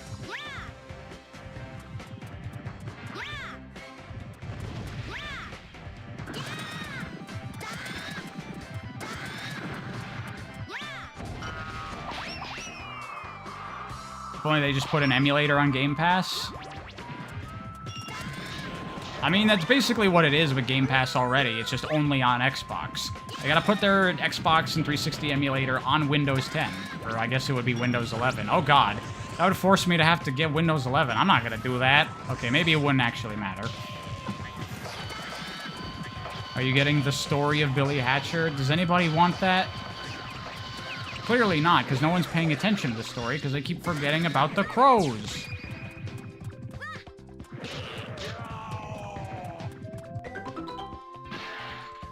Nintendo wouldn't worry about emulation if all their games weren't so overpriced. I remember it was some YouTuber, I forget who it was, I think I mentioned this before, but they made a video talking about emulation, and like they suggested, what if Nintendo just sold ROMs on their own website, and you could just buy them for $1 each, and then play them on whatever emulator you feel like? There you go. Problem solved. Nintendo doesn't have to war with emulators. They can work with them. And it's like, that's a great idea. They should definitely do that, yes. Like, hey, they're trying to, like, fucking sue Yuzu because everyone's using Yuzu to play their games instead of buying them. It's like, you know what you could do to get people to buy your games if they want to play them on PC? Put your games on PC. How about that? Think I'm talking about Nerl? Yeah, I think that's who it was. But then they can't sell it again 7 years later. I mean, you could sell it forever later. It would just be on the website for sale forever. But you can't make the same people buy it again. I know what you mean.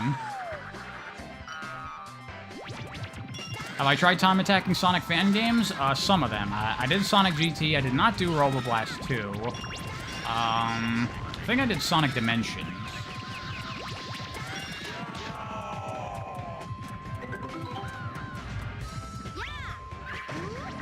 That's like asking Nintendo to put their music on a streaming platform. Yeah, they should do that too.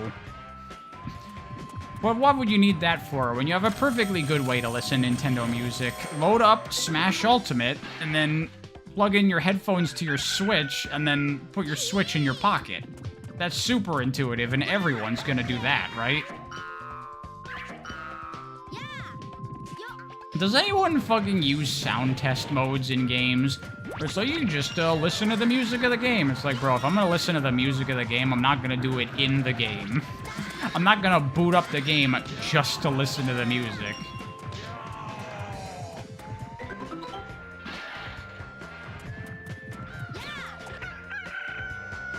You see people doing that all the time? Really? Do people do that? You use sound test for cheat codes. Well, yeah, but I'm talking about using sound test for sound test. Fucking hell. One of these days, I'm gonna look at where that's... There it is. I see it.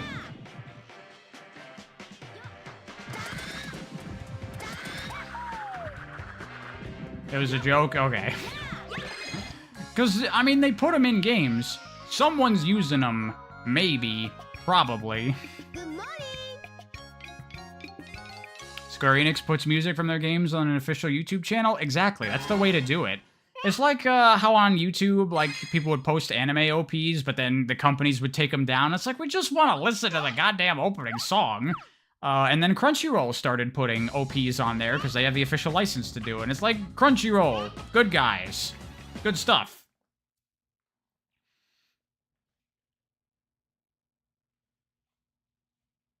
Game companies need to learn to work with what's out there instead of fighting against it all the time, especially Nintendo.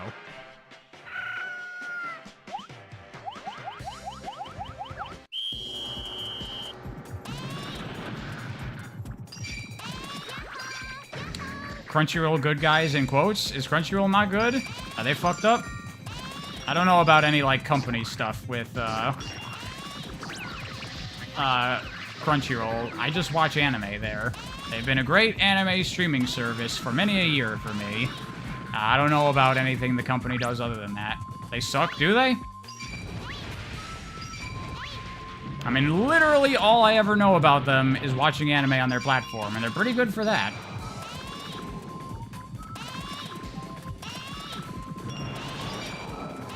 You think they doubled the price or something? I mean, to be fair, Crunchyroll was cheap as fuck for a very long time.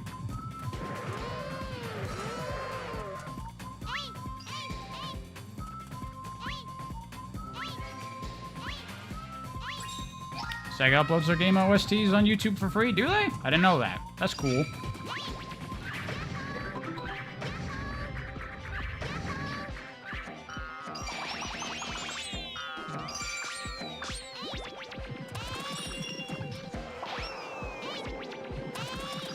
"3D All-Stars" or Sonic Origins?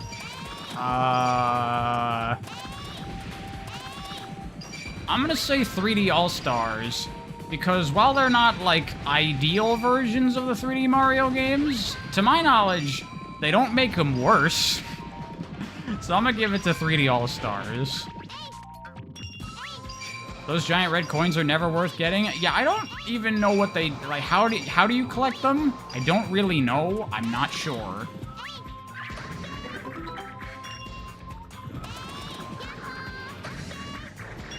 Like, what does it do if I collect this? It just like bounces up. Can I not collect this? Do I have to like not be touching? I don't know. I've never known ever since I was a kid, and I still don't know. And I never want to know. No one look it up and tell me. Don't do that. You have to egg bounce a few times? Well, thanks, Demetrius. Thanks. You ruined it.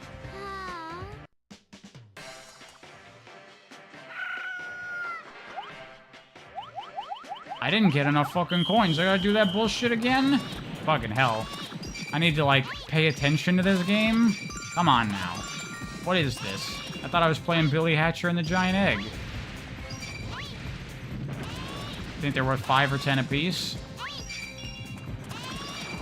Well, if you say they're not worth it to get, I'll not get them. Plus, I've never gotten them before, and I've been able to beat this game in the past, so fuck it.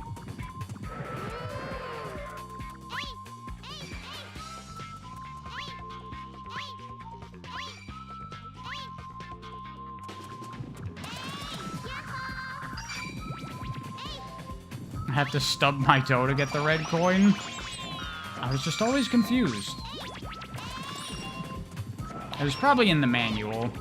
I don't know if I read the manual for this game. I probably did. I read a lot of manuals as a kid on the car ride home. Didn't everybody? Remember game manuals? Remember the car ride home? Ah, those were times. But you know what's much better?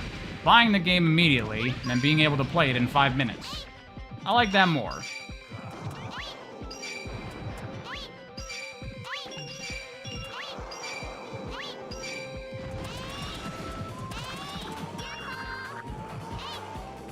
Sonic 2 SA2's full color manual was the GOAT. Talking about the GameCube version or the Dreamcast version, because I do not remember. Did I ever read Sonic comics as a kid? No. I completely missed out on all the Sonic comics growing up. Though they never really grabbed my attention anyway, because they were so different than the games. They were basically just doing their own thing. That made me disinterested in them. Shit. What's my opinion on the current IDW comics? Well, I've only read the first story arc, and what I read of that I thought was quite bad, and I did not enjoy it at all. Oh, I guess we're back around. Hope I got enough. I don't even know how many I needed. What's my favorite childhood book? Oh, I don't remember what it was called, but it was about, like, I think some guy that gets a time machine. Oh, what was it called? I do not remember. Fuck. That's a blast from the past right there. That just came to me. I don't even remember a lot of the details about it.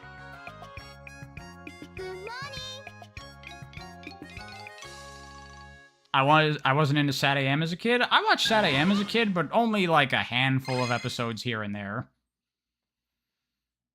It was the mouse with a time machine. The title does not bring back any memories. That might be it, but it was when I was pretty young, so I don't really remember.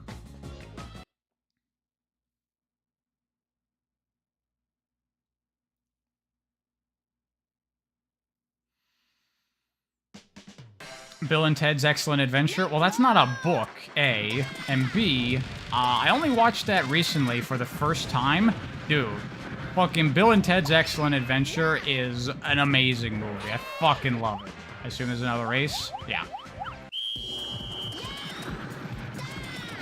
Damn, this fucker is going.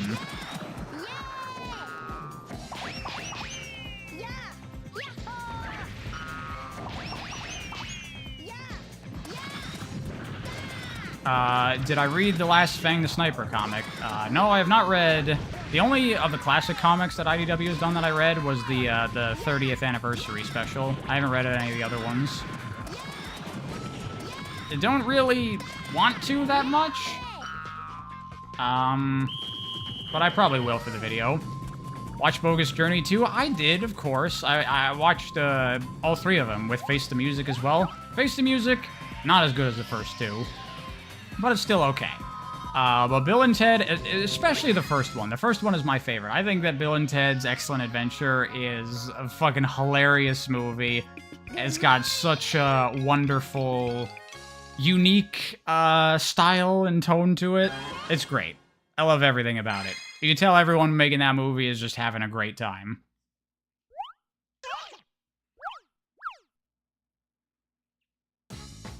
JebTube said the current Sonic era is the brand era. I mean, I would kind of agree with that. That seems like a good term to me.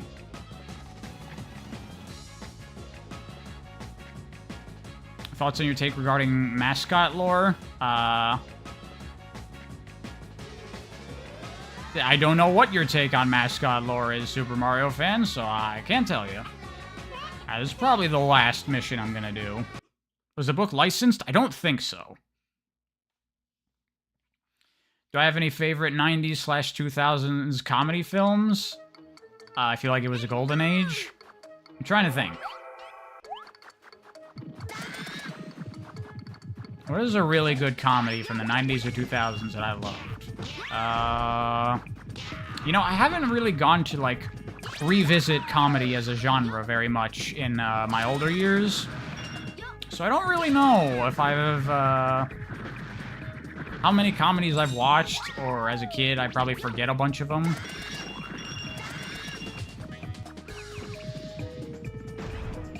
What about Zucker Brothers? I watched Airplane recently. Honestly, I didn't really find it that funny. I think it's just not my kind of humor. God damn it. Happened again. Have I watched Jeb's newest video about Frontier Story? No. As I've said in the past, I don't really watch a lot of gaming stuff. I don't watch a lot of Sonic stuff on YouTube. And I don't watch a lot of long-form videos. And especially when it comes to that.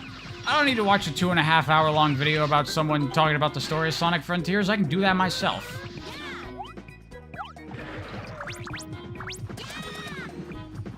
Don't get that excited. My video is probably not going to be 2.5 hours long. I'm the fucking overthinking Sonic story guy, and even I'm like, Jeb, how do you have that much to say? What the fuck? But I guess for those who have watched the video, how is it? Is it good? I assume it's good. Jeb usually makes good stuff.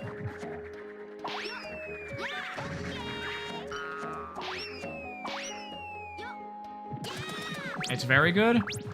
Yeah, that's what I would expect.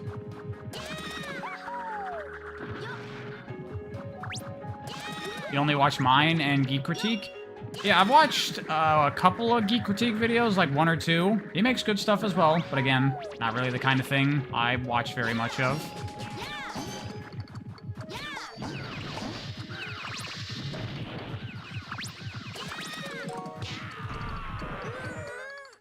Jeb is one of the goats. Yeah, I guess.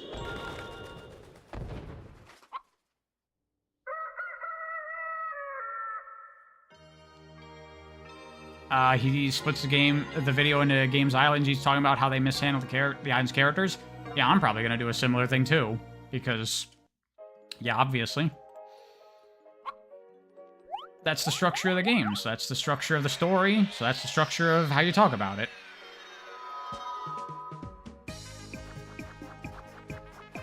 Fuck. I didn't see that either.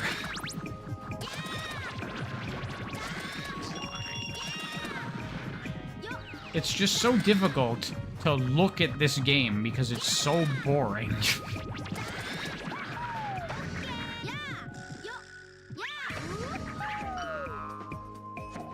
You like the giant cat screaming "Nyah" as his death cry? Yeah, that's cute. It's like shit over there, I don't give a fuck.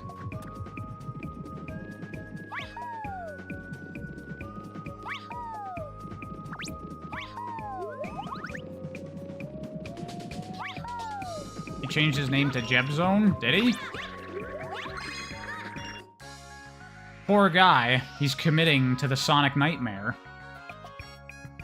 Good morning. You feel Mario unironically has more consistent continuity lore than Sonic? I would agree with that, Super Mario fan. I do think it has more consistent lore. And it doesn't even really have lore. But that's why it's more consistent. Okay, that's enough Billy fucking Hatcher. I don't think I can take much more of this game. It definitely seems like chat can't take much more of this game. This game is just not very good. It's just kind of boring, right? And no one needs Billy Hatcher in their lives. Let's just put a stop to that. Go away, Billy.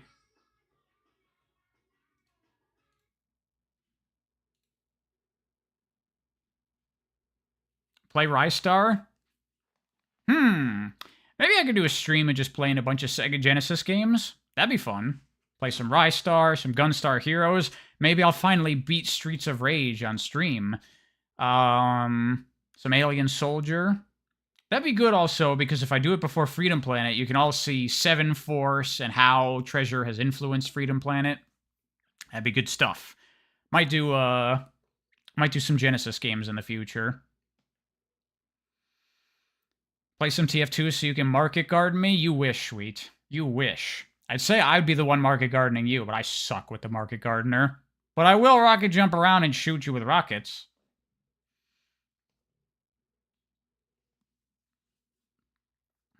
It's pronounced Restar. I know. Someone pointed that out in the video I did on Genesis games. As I suspected, it is pronounced Restar. But man, that don't sound as good. I'm with the Titus Titus people on this one. I call him Titus just to tease FF10 fans, but Rystar, it just sounds better. You play Pyro, Total Soldier Death? I mean, I play every class minus Spy, so I'm adaptable. Whatever you do, sweet, I'll throw it right back at you. Bring it on. 1v1 shipment. That's a joke. That's not going to happen. Check out Pac-Man World. I played Pac-Man World. Pretty generic 3D platformer. Not really that interesting to me. Like saying Saiyan instead of Saiyajin. Yeah, exactly. Saiyajin is weird. Or are you saying you like saying Saiyajin Goku Uzumaki? To me, it's very clunky, I think. Batboy stream? I certainly wasn't planning on that. I mean, Batboy is a fine game, but I'm not like, oh man, fucking Batboy.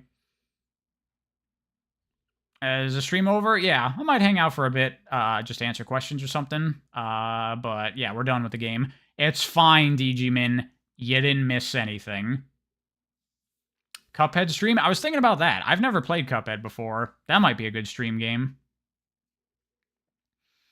You did miss the stream Rachel Plays Games, but that's fine. That's fine. You don't need to see Billy Hatcher.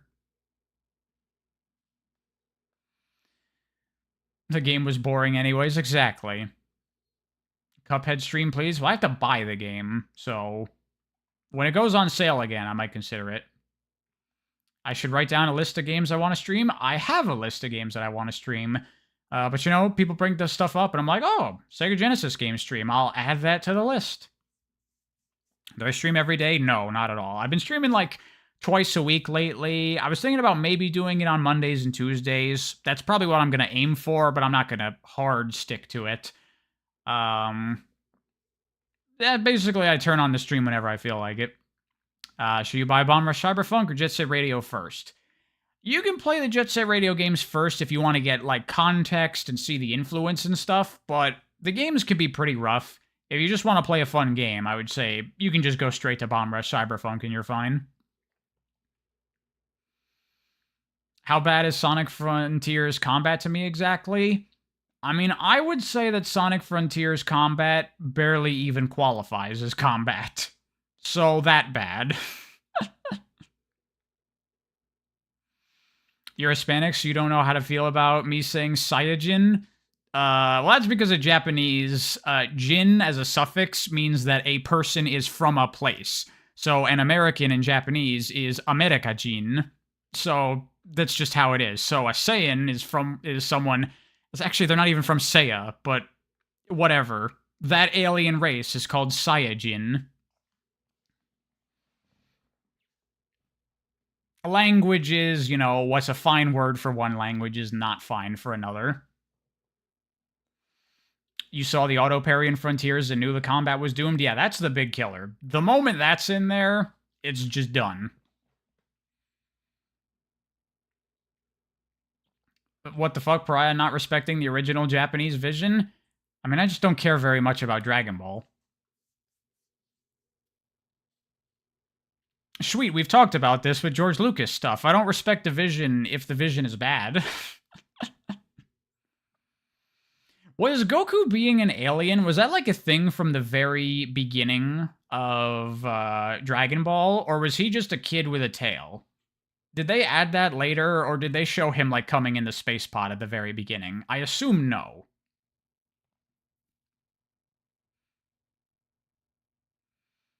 You mean the pronunciation in the Spanish dub is actually more in line with JP? Oh, is it? Interesting. Kid with a tail? Yeah, I figured. That was added later. Of course. You're fairly certain it was just he's a kid with a tail because he's special? I mean, it's because he's supposed to be Sun Wukong. That's why. What's my opinion on mature stories in Sonic games? Define mature stories. Do you mean like having R-rated stories in Sonic? Because to me, that's no. What is even the point of that? Sonic is a kid's franchise for anyone of any age to appreciate. It makes no sense whatsoever to do that. B, a story can be mature and still be appreciable by all ages. In fact, I would say that a number of Sonic stories are fairly mature in terms of the topics they deal with. Sonic and the Secret Rings, that is a mature topic to tackle. But, mature story means having swearing and blood and guts and whatever dumb crap. What do I think happened to the Ark? They forgot it exists.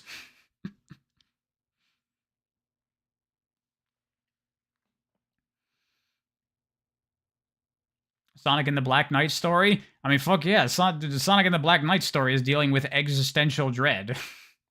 That's definitely not something you find in a story geared towards kids. That's something you find in Outer Wilds if you go play the Outer Wilds, which you should do because it's the best game ever.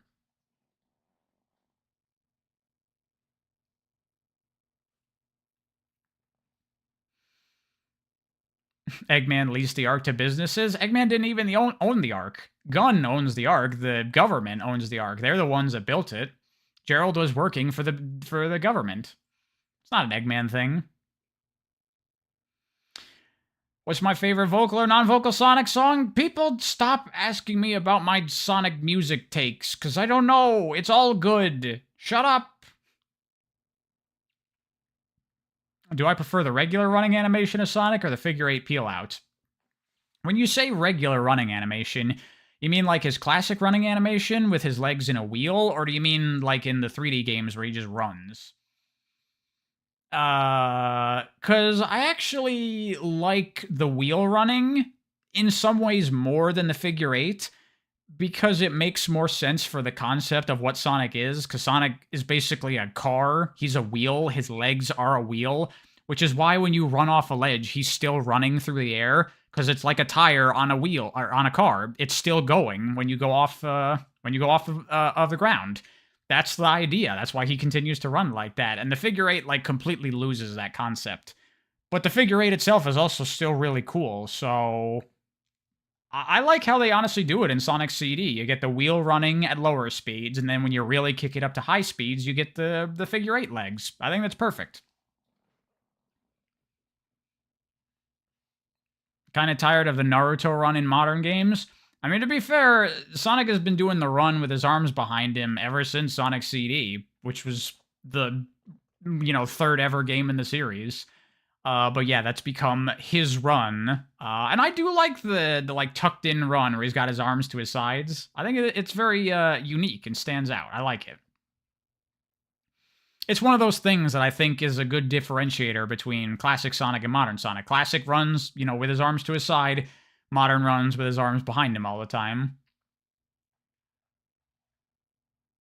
What about a Sonic Gens mod stream? I don't know. Maybe. Didn't really think of it. Could do something like that, because there is a lot of cool, like, custom levels and characters and stuff. We'll see. I'll definitely be streaming Sonic and Shadow Generations when that comes out.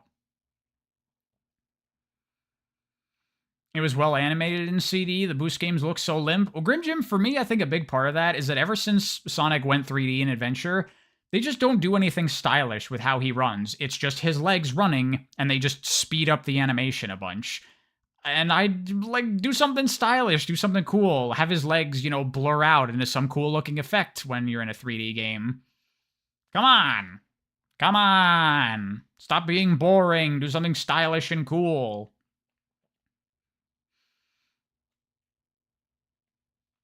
I ever try 06 level mods in Generations? No, not really. I'll just play P06 if I want to play those levels in a better experience.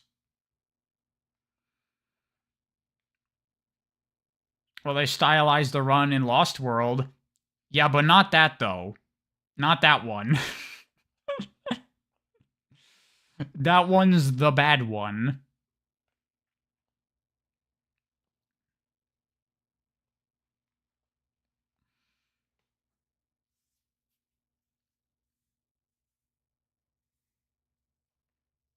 P06 has cool Secret Rings levels? Yeah, I've seen that.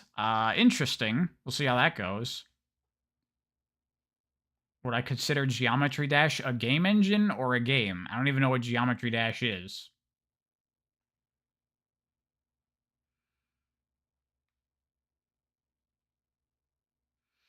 But in Sonic Frontiers, he does that awkward run with his arms behind him while he's still slow. Yeah, it looks really bad in Frontiers. Like, Sonic's just normal walking speed in that game is ridiculously slow. And yeah, it looks really weird to have his hands behind him for no reason. Because obviously the idea with Sonic putting his arms behind him, I always assumed it was the idea that he's running so fast that the air resistance is pushing his arms back and he can't hold them forward. So why is he doing that when he's going so slow? It's really dumb looking. Random question, favorite Dante outfit? Ooh, that's a toughie. I'm going to say probably either DMC4 or DMC5. DMC5 to me is like a very good, simple, this is Dante. But DMC4 is so extravagant and over the top, and he got his chaps that look fucking like goofy. But it's so like crazy weird looking that I really like it. So one of those two. I'm not a huge fan of his DMC 1 or 2 outfits. I really don't like his outfit in DMC 3. I think it looks quite bad.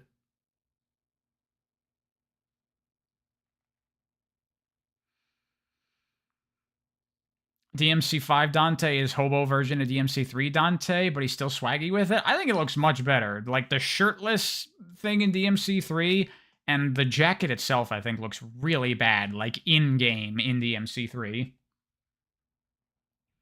Do I think Sonic should have Dante's swagger? Not at all. No. Dante is a very different character than Sonic. Hating DMC3 Dante's outfit? Boo? I've never liked it. I like DMC2 or DMC1 Dante. Actually, no, I would say I probably like 3 more than 1. But of the first 3 games, I actually think 2 has the best looking outfit, which is a shame because, it's 2. But it looks very cool. You just assume he doesn't gain anything from pumping his arms at that speed? I mean, that too, also. Although Sonic never pumps his arms. So, that's just a thing. That is true, Grim Jim. I forgot about that. Dante was shirtless because he just came out of the shower. So, that's probably why he's not wearing a shirt throughout the game. But still, don't like the look.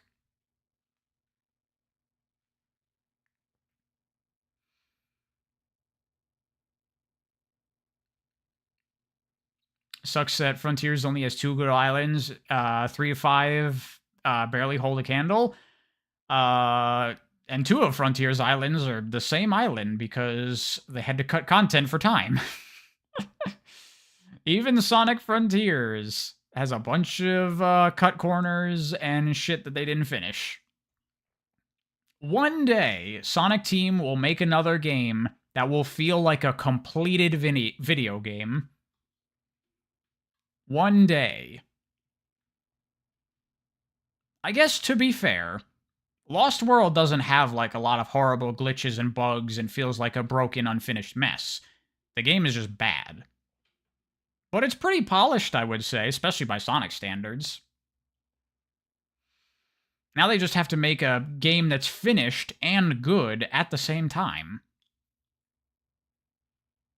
Maybe that'll be Shadow Generations, because that game is probably 2 hours long tops. So surely you can finish that. That's not that much work, right? Right?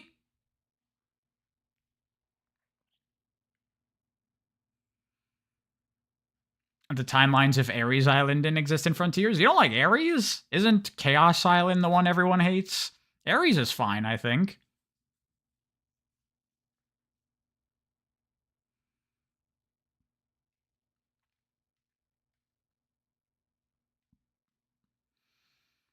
Watch, there'll be some bullshit in Shadow Generations. I assume Shadow Generations is a very small game, which means they don't have the budget or the opportunity to put in bullshit. They're like, we can barely make a game. We can't be fucking around with mini games and other dumb crap. That's one of the benefits of small games. You can't fuck around. You literally cannot afford to do that, so you have to make a focused game. DMC1 S rank stream win. I've never actually even beaten DMC1 because I played it and, compared to 3 or 4 or 5, it's just so primitive that I just wasn't feeling it and I never finished the game. But I should go back and beat DMC1 one of these days. Oh yeah, Grim Jim, you're getting the names mixed up. That's Chaos Island.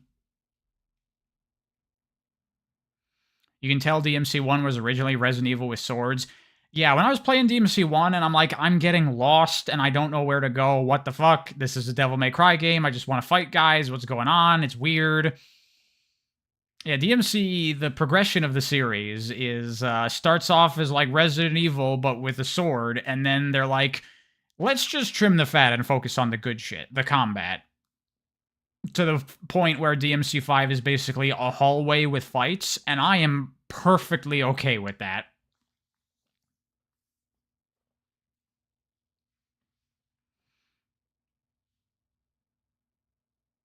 With OG Mega Man, you can't beat it because it's boring. Yeah, I've played some original Mega Man games before, and they've just really not done very much for me. Sorry you've been gone so long. That's fine, Hylian Batman. You have no obligation to watch my stuff. No big deal. But welcome back. Glad you're here.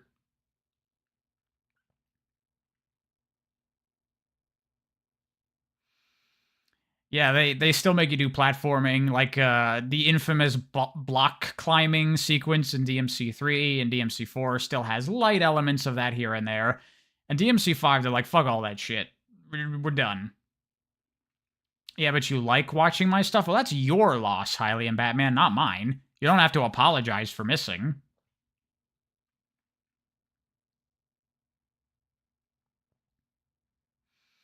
Best Island in Frontiers? I mean, honestly, they all kind of blend together, except for Chaos, because it's just the same shit over and over. So it hardly even matters.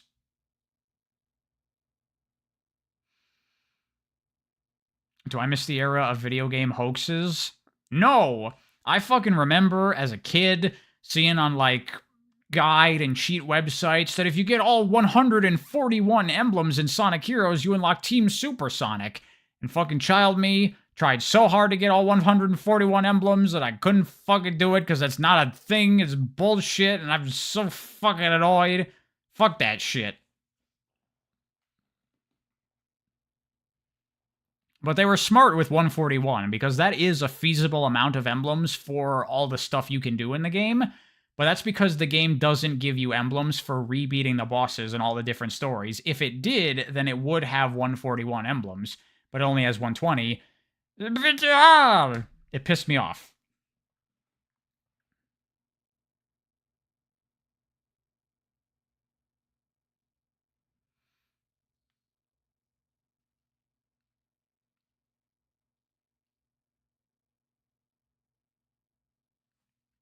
Agreed, Grim Jim. A lot of people shit on the DMC remake, but like as a DMC game, yeah, it doesn't hold a candle to the actual DMC. But as on its own, as just a character action game, it's really good. It is up there. Like it is not like Drek, like God of War, or I don't know what's another mediocre character action game from the 2000s. Fucking Dante's Inferno and crap like that. The DMC reboot is good, for sure. Just not as good as real DMC. Yeah, Definitive Edition of DMC is even better. I quite like Definitive Edition.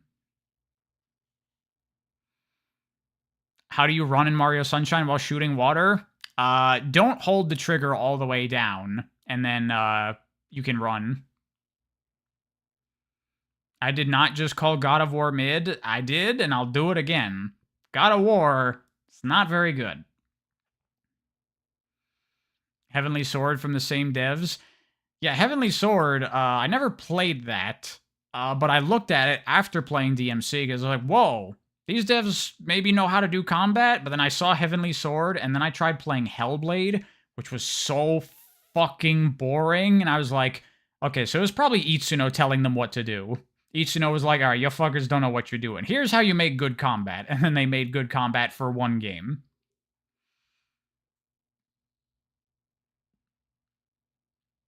You're editing a review of DMC1? Gotta play that game. I'll probably review the DMC games eventually.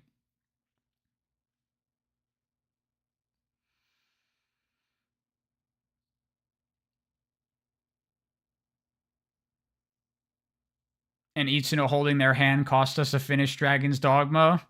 Were those at the same time? Those are being developed? That could be why. But hey, we got Dragon's Dogma 2 now, which I'm not like super excited for because those kinds of RPGs aren't really my thing. But I have a friend who's super duper excited for Dragon's Dogma 2. He has like 500 hours in the first game. And I was looking at it, you know, it's Itsuno, so I might pick up Dragon's Dogma 2. We'll see. I know at the very least it'll probably have amazing combat.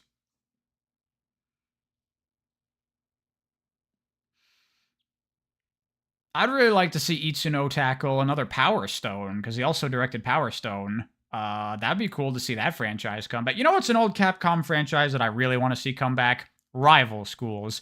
Rival Schools, to me, is one of the most stylistically cool games ever. I adore the visuals and the character designs of Rival Schools. Everyone looks so fucking cool, but also silly at the same time, and it has like this perfect 2000s, late 90s anime vibe to it. It's fucking wonderful. I love Rival Schools. I want to see a new one come back. And I think that was Itsuno as well who directed Rival Schools.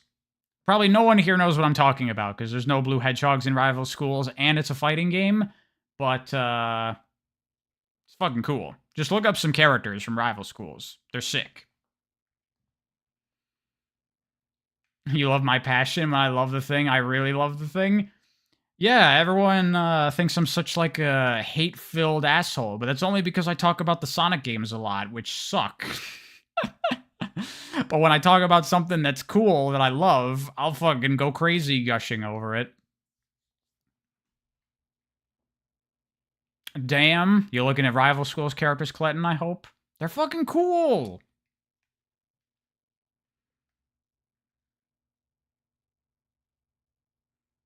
The Sonic games suck. I mean, you know, they do, but I still like them. Sonic was always good, yeah, and you can be good and suck at the same time. That's not even a joke, that's true.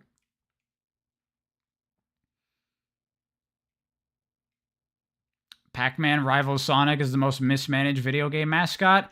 I don't even know very much about Pac-Man. Like, I've played a bunch of the games, like the Maze games, and there are ones here or there that I like and other ones I don't like. And that's it. Other than that, all I know is the Pac-Man World games, which people seem to enjoy, and that fucking like crazy ass Miss Pac-Man legal shit going on. Oh yeah, and there was like that cartoon Pac-Man and the Ghostly Adventures, which I don't know anything about. The Sonic games suck. A famous quote from the Sonic was always good series. I'm okay with that. I am very okay with that. People always say in my videos, I see comments every now and then, it's like, why do you even call this series Sonic was always good when all you do is bitch and complain? It's like, bro, it's not my fault that the games have all these problems. This game sucks. I wouldn't say Billy Hatcher sucks. It's just really boring. But the game is fine enough.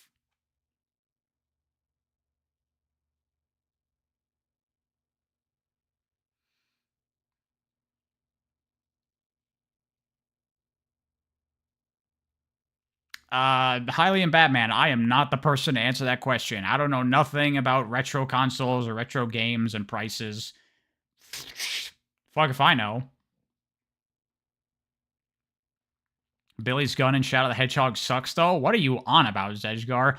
Billy's gun in Shadow is insanely good. It instantly kills everything except for the big enemy types. You don't even have to aim it. You just hold the button and things die. It's super good.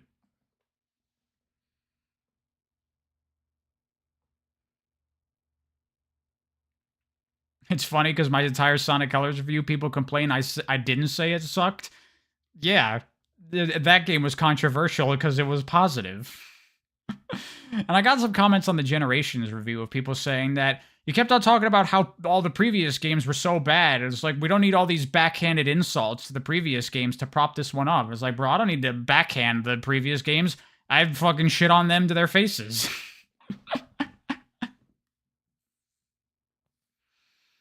How would I write a Sonic 4 Episode 3 and what would I do? Well, if you want to be true to the spirit of Sonic 4, you don't write a story and you rip off Sonic 3 and Knuckles. So that's what I would do. If you want to continue the trajectory of the Sonic 4 games, that's what they would have done.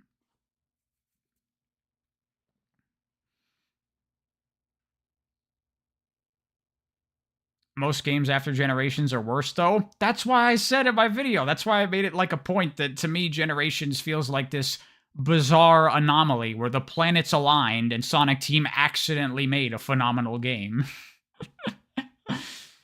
Because I legitimately feel that way. I don't know how they made a game that good when you look at their track record both before and after. Still looking at Rival Schools characters, you think you're addicted? Bro, I know, right? Fucking Christ. Those character designs are so cool.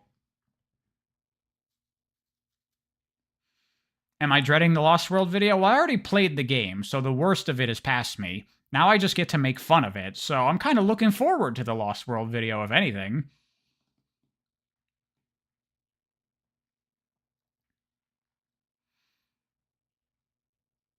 Little Planet is still trapped. You think they saved it off screen?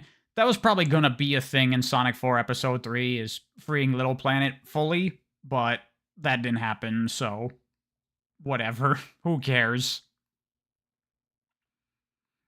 My Sonic Colors rewrite is really good, and it might be the best Sonic rewrite on YouTube. Thank you very much. I haven't looked too much around at other Sonic rewrites, but of the bits and pieces I've seen here, a lot of it has not really impressed me, to be honest. And I tried to do the best that I could. And a lot of people seem to really enjoy it, so I was pretty happy with that. It all just came to me while I was playing through Sonic Colors for the review. I was like, damn, that you could fix this up so easily by just tweaking a couple of things.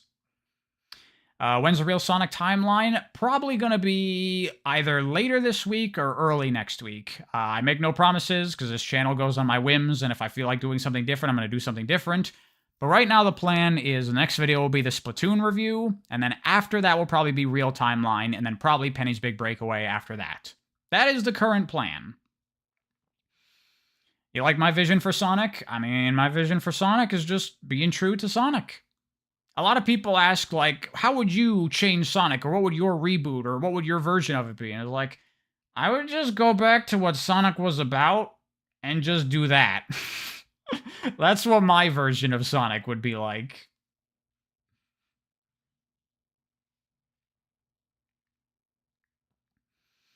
I made you change your opinion like 4 times already. I get a lot of comments about how I've managed to change people's mind with Sonic games, which is good. This is good. I'm glad I can do that. It's weird when people just start parroting my opinion like it's their own. That's kind of weird. But if people can see the light and I can help them do it, I'll do it. Would I work on a Sonic game or write for IDW? Possibly. It depends on a lot of factors, not just the work itself. Like, they would probably make me move to California, where Sega of America is stationed, and I don't really want to move to California. Why did I rename the Adventure 2 video? Just to keep it more consistent with the rest of the series.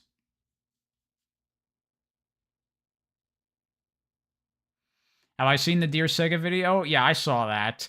I remember watching that initially when it came out and being like, bro, what the fuck are you talking about?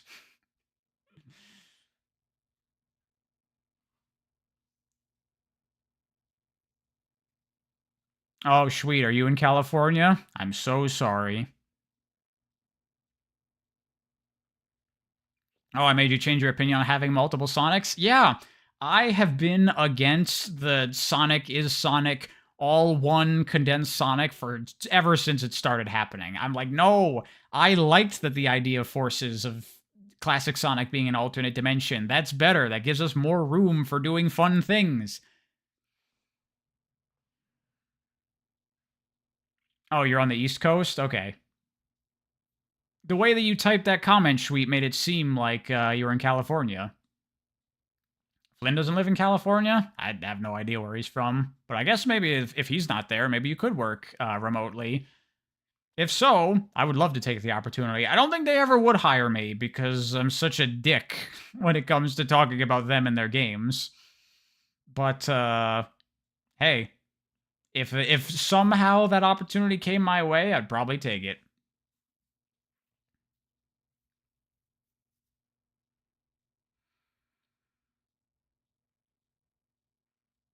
People only live in California to work. That's what it seems like. It always seems like people move to California for jobs. I've never heard of someone move to California because they wanted to.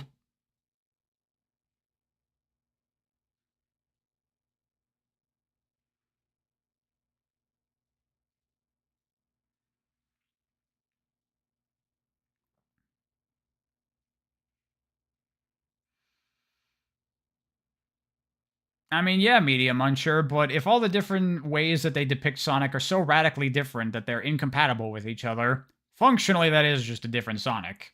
So, I say just treat it that way.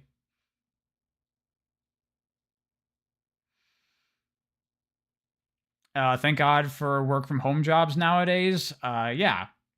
Work from home jobs seem like a good gig. I've never had one besides this, but I still work alongside this. But it seems like a good time. I would definitely love to work from home full time.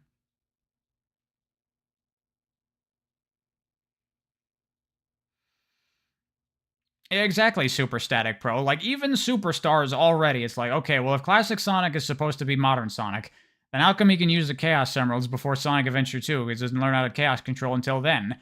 But if you just separate them and you just say, fuck it, who cares? Classic Sonic can use Chaos Emeralds to do weird stuff, and that's fine. It's just so much easier that way, and you remove all this bullshit where someone has to come in and be like, oh no, actually it makes sense because of this thing I just made up. You can just let them be different things, and it would just be better that way.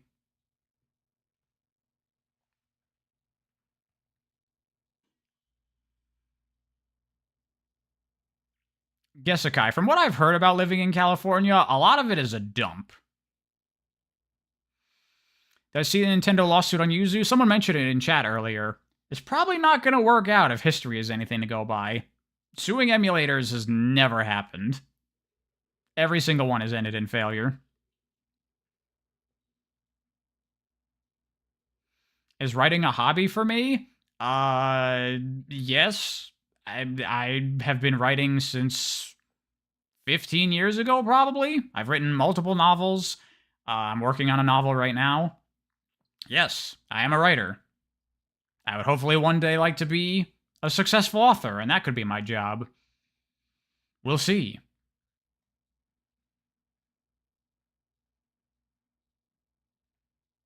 Yeah, because I dedicate specific videos to the stories of games. Yeah, that's part of why I do it. As a writer, I look at stories differently than a lot of other fans do, because I look at it from like the narrative structure and the way it's written and the way the story is told and, you know, all those kinds of things, which is why I'm able to talk so much about this crap. The stories I've written that can be viewed online somewhere, yeah, one of my books, the last one I did, which is kind of bad, is available on Amazon Kindle. Oh, Gesekai, you write for a living? That's cool. Hopefully I can join you one day. Maybe one day you could all own my book? I hope so. The YouTube channel has been a great opportunity, actually, for the writing in the future. Because previously I would contact an agent or a publisher, and they'd be like, who the fuck are you? But now I can say, hey, I got an audience of 20,000, maybe 30,000 by the time the book would be finished, viewers that would be interested in the book, and that might give me a better chance at getting a publishing deal. I'm making a book? Yes, I've written multiple books before, and this is my latest one. Well, this one's going to be different than my previous ones, because this one will be good. At least I hope so. I mean, my last book has some good elements to it that I do still like, but I would change a lot about that book if I wrote it now. I wrote that book like 7 years ago, I think. Then I'd have to tell you my name and rid myself of anonymity. I'll tell you, Hylian Batman, my book is on the channel. I've talked about it, and I've shown my real name. It's out there. How much I make from books? I made like nothing on the book I put on Kindle. That was the only one I've ever put out, and just nobody bought it because I'm a nobody. But now I'm not a nobody. Unfortunately, no one's going to buy the book anyway because no one's going to fucking buy it because it doesn't have a blue hedgehog in it. But some people might be interested. Especially if I pivot the channel in a different direction and I'm not talking about fucking Sonic all the time. You bought my book, Gesekai? Well, I hope you enjoy it. I think it has a lot of problems, but I think there is some good stuff in there. What's the name of the book? The only book that's available on Amazon Kindle is called Snow with brackets around it. You probably won't be able to find it just by typing it in on Amazon because it's just buried. You watched my Batboy review? That didn't have Sonic? You and very few other people. You will critique it fairly because I wish the best for you. Honestly, Jessica, anything you have to say about the book, I've probably already criticized it myself. Much harsher than you would. You know what they say? You are, the artist is their own harshest critic. Why the hell I called it Snow? Because it's relevant to what's in the book. Sweet? No. Don't say that. Also, you spelled it wrong. How could you do this to me, Sweet? Now I can never get married.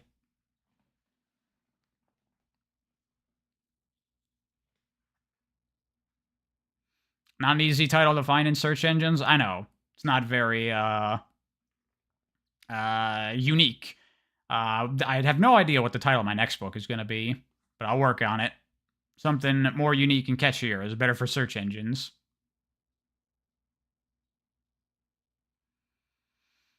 You love my Sunshine video? My old one? I go back to my old videos sometimes. I'm like, God, these are fucking terrible. Even some of the Sonic ones, like my first several Sonic videos.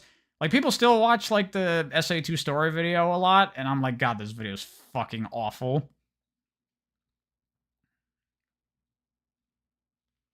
But again, you're your own harshest critic. Of course, I look back at my older videos and think they're bad. I'll probably look back at the video I made last week and go, that's bad.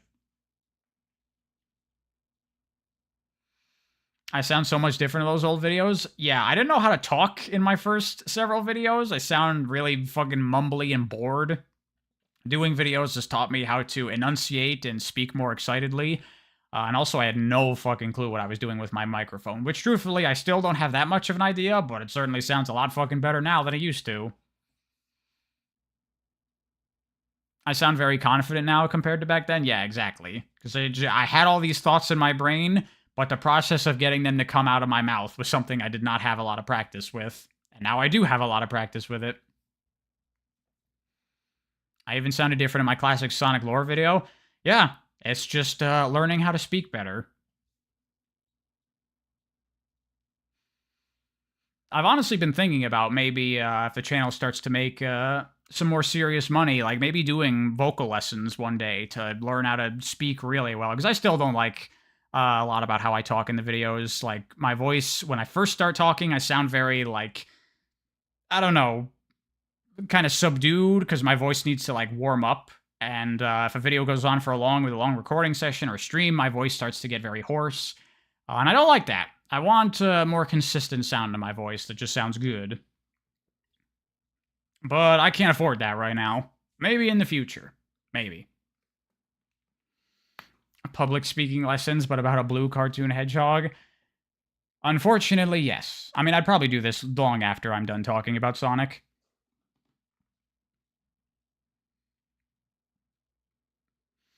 Alright, dudes, I'm gonna call the stream there. Thanks for coming, thanks for hanging out. Sorry I put you all through Billy Hatcher. I understand if anyone fell asleep during the stream. I apologize for that. But hopefully next time we'll stream something more interesting. I don't know what I'm going to stream. I'll figure it out. Maybe some Sonic games, maybe some Sega Genesis games. Definitely going to stream some Splatoon in the near future, because I'm playing Splatoon now. We'll see. But that's it for today. Later, everybody.